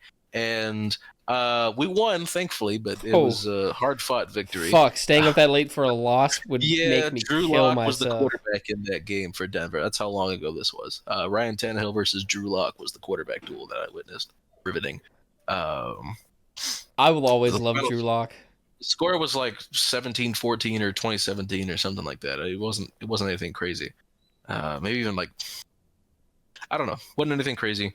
But Titans got the win. Like that's the thing is I'm like if I'm staying up this late on a school night, the Titans just better win this game, and we did. So that was fine. I'm gonna take the Ravens in this game, and I figured you're probably taking Buffalo, and that's okay. Absolutely. Especially with how good. It's more fun that we're picking different teams here. Yeah, 100%. One of us, I remember because last year I remember I got out to like a big lead. Yeah, and you closed it a little bit, but a little too late. Yeah. Yeah. So maybe that happens again, or maybe we end up splitting our different picks. I think week 1. Vikings, Bears. Give me Minnesota. Call that Minnesota. Call that Minnesota. Yeah, because it's just gonna. I think even if the Bears get good, it might take a minute. New head coach, even though great hire, but also you don't know when they actually get in the head coaching room how different it could be for him. But I mean, I still have full faith, but. I mean, there were sources in Detroit that even said, like, Aaron Glenn might be the better head coaching candidate of the two just because he is that good of a leader. Like, every, anonymous players poll that was going out of, best coordinators you most want to play for in the league, Aaron Glenn was always top 5 in all of them. People loved Aaron Glenn. Mm-hmm. Everybody loves Aaron Glenn. So, I get it. I think people like Ben Johnson, too. And I do think he's gonna work in Chicago. But I know what Kevin O'Connell is as a head coach, and he's top 5 in the league in my opinion. So and then let's keep the rule of we can't change our picks unless we get big injury news. Really big injury news, yeah. Oh, man. All right. Time for top 3. You ready? Time for a top 3. Let's do it. Top 3 of the week. Young quarterbacks you would build around. Yes, sir. So the rules here, they have to still be on their rookie contract. So guys that are on their first contract still that we think would be best to build a football team around. So who's kicking us off here? You go first. All right. Number 3. You... I'm high on this guy. Oh, no. Really high on this guy. And, factoring in everything here, even though they're on their rookie deals still, not everybody's at a different stage. Some guys have, only 2 years left on it. Some guys have 3. The rookies last year, the rookie first rounders, still have 4 technically, when we count that 5th-year option. So only one quarterback worth discussing that has 5, and that's Cameron Ward. So Jackson. I'm putting Cam Ward here at number 3. He has 5 years of cheap control left. If he is what I think he is, you're getting a great quarterback, and you're getting 5 years of house money to play around and build around him with. So Cam Ward, give it to me, number 3. All right, my number 3, I went with a quarterback who at one point had arguably the greatest rookie season from a quarterback ever. Got dethroned pretty quickly. Even in a down year, we're like, man, this team, it kind of regressed. They still wind up making the playoffs and winning a playoff game. Granted, insane showing from the defense, so I'm not trying to credit too much. But I'm riding with this quarterback, man of God. Give me C.J. Stroud at my number 3. Number 2, I went with C.J. Stroud here, and it does pain me to say it. He's very good. There's nothing wrong with that. 3 years left of control, before you're really having to worry. So now you're going to want to pay him after the 4th year. You're not going to want to wait until the 5th year is up to worry about the contract. You don't want to get that done early. He's plenty good enough to get that done. But it won't come into effect until after year 5 anyway. So, yeah, you just put together 2 good years. Second year not as good as the first, but it's not an uncommon occurrence in the NFL for a guy who has that good of a rookie season to slump a bit in year 2. So, yeah, nothing wrong with that. Number 2, C.J. Stroud, give it to me. And your number 2, sir, what are we looking at? So this guy, he didn't quite have the rookie year people were expecting, but that's mainly because he had all-time hype behind him. And I'm still riding with him. I like a little zest. Give me Caleb Williams at my number 2 for quarterbacks I would want to build around. I still trust it. I still believe in him. That's fair. He'd probably be number 4 for me. I mean, I love Caleb. I feel really good about him. Yeah, shouts out to Caleb Williams. Number 1, we can do this one together. It's the easiest answer. He only played 1 year in the league. He's still got 4 years left of cheap control. It's Jaden Daniels. Made a conference championship game. Yeah, it's Jaden Daniels. The best rookie quarterback season ever. Yep. With really only one great receiving threat. He's got like 50-year-old Zach Ertz at tight end. Wide receiver 2 was like Olamide Zacchaeus or whoever the fuck it was. So yeah, and this is a team effort, but that turnaround Washington did, very impressive. Yeah, absolutely. And he plays a massive part of that. Huge role. He is the biggest factor. Yes, I was gonna say he's the number 1 piece of that. Yeah, coaching staff definitely had a hand there too, but yeah, number 1 factor there was Jaden Daniels, and I think pretty easy answer for you could build around any quarterback in the league. For the young guys, who would it be? You're taking Jaden Daniels. Yeah. You still have 3 years on the rookie deal, the 5th-year option, and already a damn good quarterback. So he's ready to win right now. Yeah. So I mean, he's winning. Like he's won more than most quarterbacks do already. 1 year. Yeah. Two playoff wins already. He's tied Dak. Yeah. Tied Ryan Tannehill. Elite company. Insane company. One of those is notably better than the other, but yeah, you're right. Ryan Tannehill in 2020 was a better season than any of Dak Prescott's seasons that he's ever had. You're correct. Playoff run at least. Playoff run for sure. I'll give you that. Well, playoff run in 2019 was the playoff run, but in 2020, Tannehill had 40 combined touchdowns, Oh. passing and rushing. It was a pretty good year. People forget because Derrick Henry had 2,000 rushing yards that year. 2020 Ryan Tannehill was fucking filthy. Disgusting quarterback. Best quarterback I've ever seen play for my team in my lifetime, certainly. By far. It was 2020 Ryan Tannehill. But, Jaden Daniels pretty easy. It's time for what we've been on, ain't it? Yeah. Well, So? yeah. What we've been on. Let me think. I'll kick us off, but let me. There you go. So, I mean, the move a bit has caused me because I've just been unpacking boxes. I've watched American Dad some more. What did we nuzlocking this week? Because there really ain't a good one for it, is there? That's a great point. And I guess going forward, we'll have to move it to Wednesdays. Well, the game starts at like 8 something, and we usually nuzlock at like 7 anyway, so we have an hour. That's not. It's usually not much more than an hour, regardless. We can also do it a bit earlier. We can do it at like 6:30. Yeah, let's do it a bit earlier. Yeah, we can just do it half an hour earlier. We have an hour and a half to play with. Hang on, let me double check what time the game actually is. I think it was 7:15 my time. 8:20. 8:20. So 7:20 for you. So if we started at like 5:30 Central, it gives us almost 2 hours. Plus the game is not going to kick off exactly at 20-minute mark anyway. So yeah, we'll do. Yeah. All right, we'll do 5:30 Central, 6:30 Eastern. Boom. All right. Yeah. Just 30 minutes earlier than we usually do. Yeah, that's fine. That'll work tomorrow. Dirty 30. All right, cool. All right. So if you're watching this video the day it's uploaded, we will be streaming Pokemon that night. Come tap in. Come tap the fucking. Yeah, and then, man, I think that's it. Think so. Off the top of my head, I think that's got to be it for me. What you been on? Listen to some music. See, Gabe sent an album last night last night. I ended up listening to it at work today. It's pretty good. He also sent me an album. That sucked. No, it was good. He sent me an album on I think like Sunday, or maybe he sent it Saturday night, and I listened to it Sunday on my way driving home from my mom's, and it was raining on my way home, and it was like perfect driving in the rain music. So it actually ended up being pretty good for that. It was also a good album just in general. Trying to think of anything new I listened to this past Friday. Oh, Sabrina Carpenter. It's a Sabrina Carpenter album. It was fine. New album from the Beths. Thought it was pretty good. My friend told me to listen to this band called The Beaches, so I listened to their new album that came out this past weekend. Didn't love it. Didn't hate it either. It was fine. Just wasn't my cup of tea. And then there was something else I thought that I listened to as far as albums go, and I don't remember.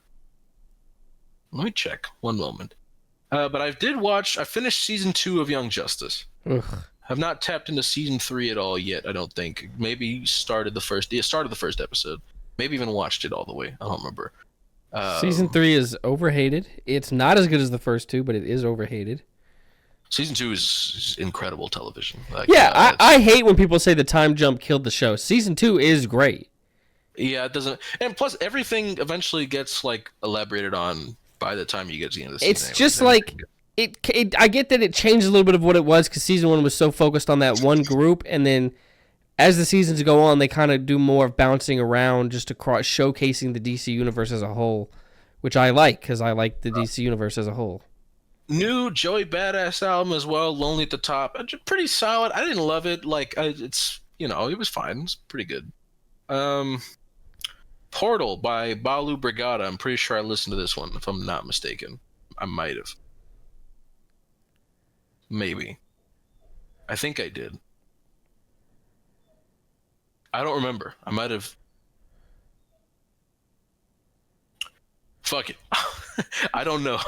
I'm actually not sure. And I think that was it. Beyond that, I don't think I listened to anything else. Let me double check. Yeah, that was it. Okay. Couple other good albums that came out allegedly that I haven't listened to yet that I will be putting on probably this week at some point. Yeah, season 2,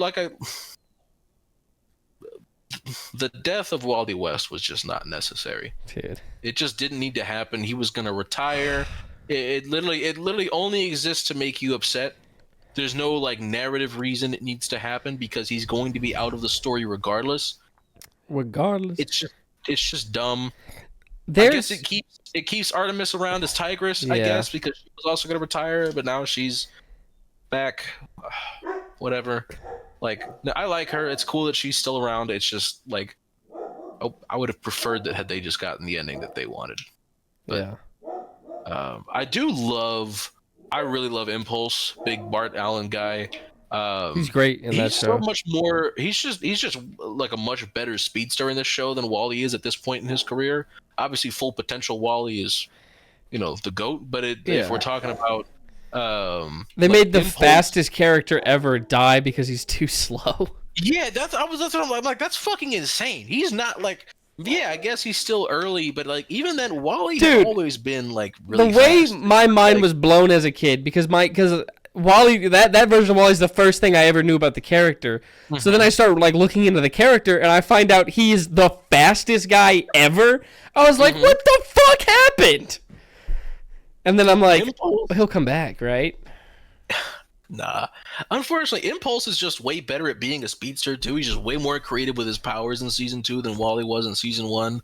Which is probably also just the show writers, doing more cool shit with the Speed Force. But yeah, Impulse is awesome. There is no Speed Force in that show.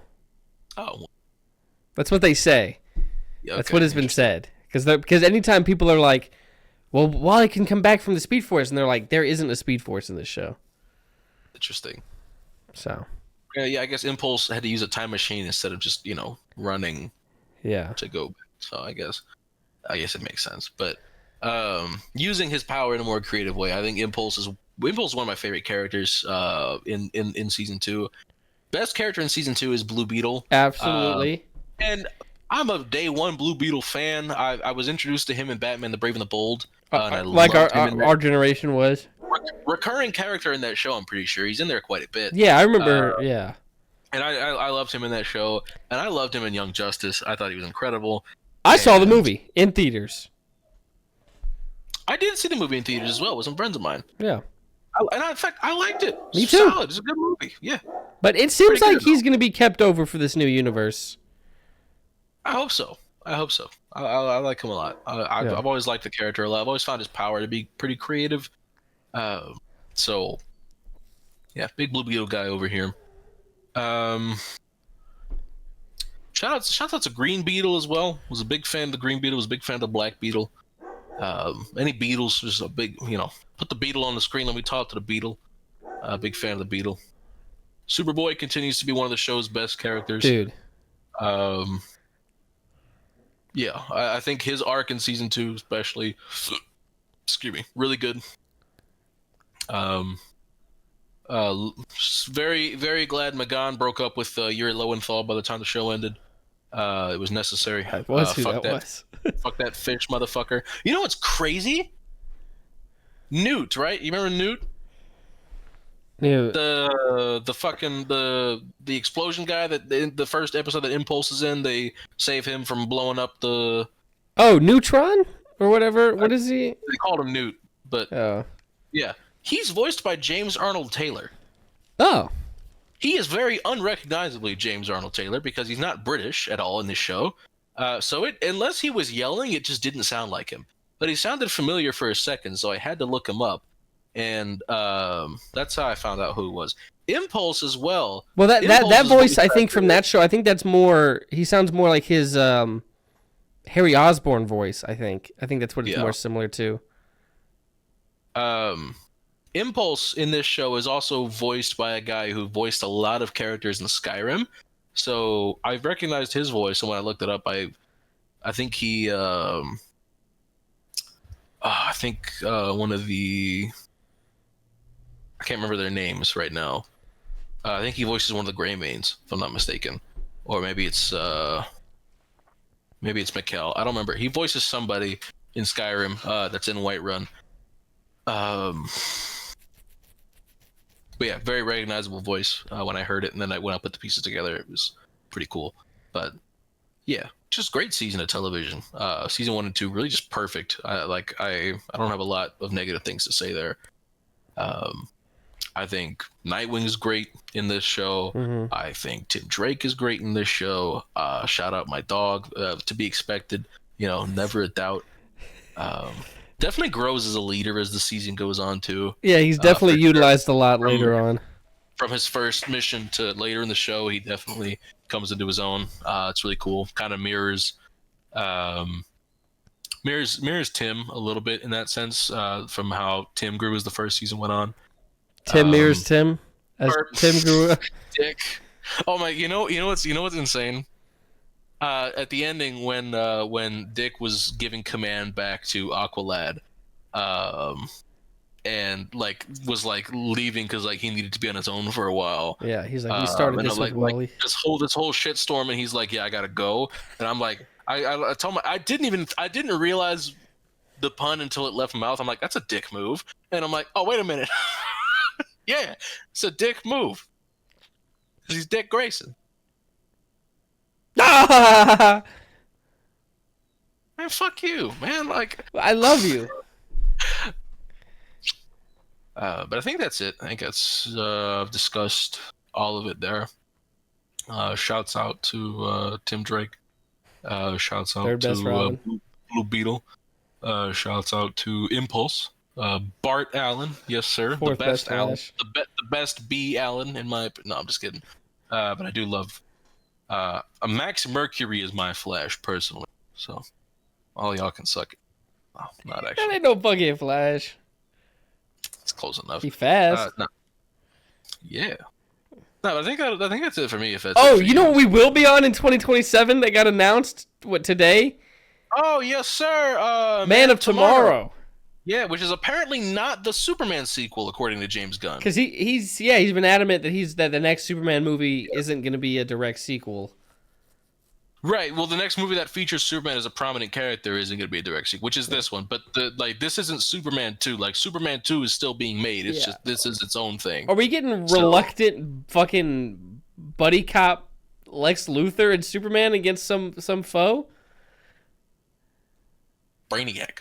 That's what the streets are saying. Yeah, you know what? And thinking about it, maybe the Brainiac fucked with the Hollow recording fans. I've been saying that. Maybe they're right. Maybe this announcement kind of has me feeling because I don't know who else the team up could be. If it's not against Brainiac, there's no excuse to team up with Lex. Frankly, especially this version of Lex is just hilariously evil. He just fucking shot a guy. Yes, point blank. We need you to know this is a villain. There's fun versions of what do you call it?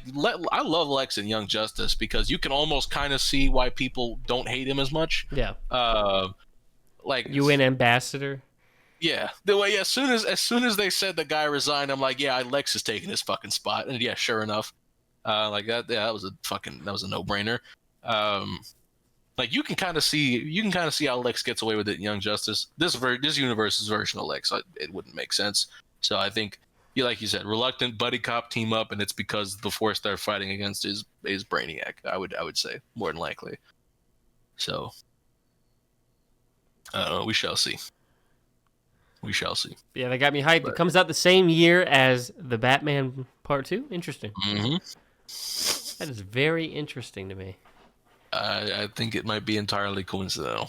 I don't think so. I think it's going to be... People are going to lose their minds when the Batman Part 2's name gets fully announced as Batman Brave and the Bold. People are going to lose their minds over that.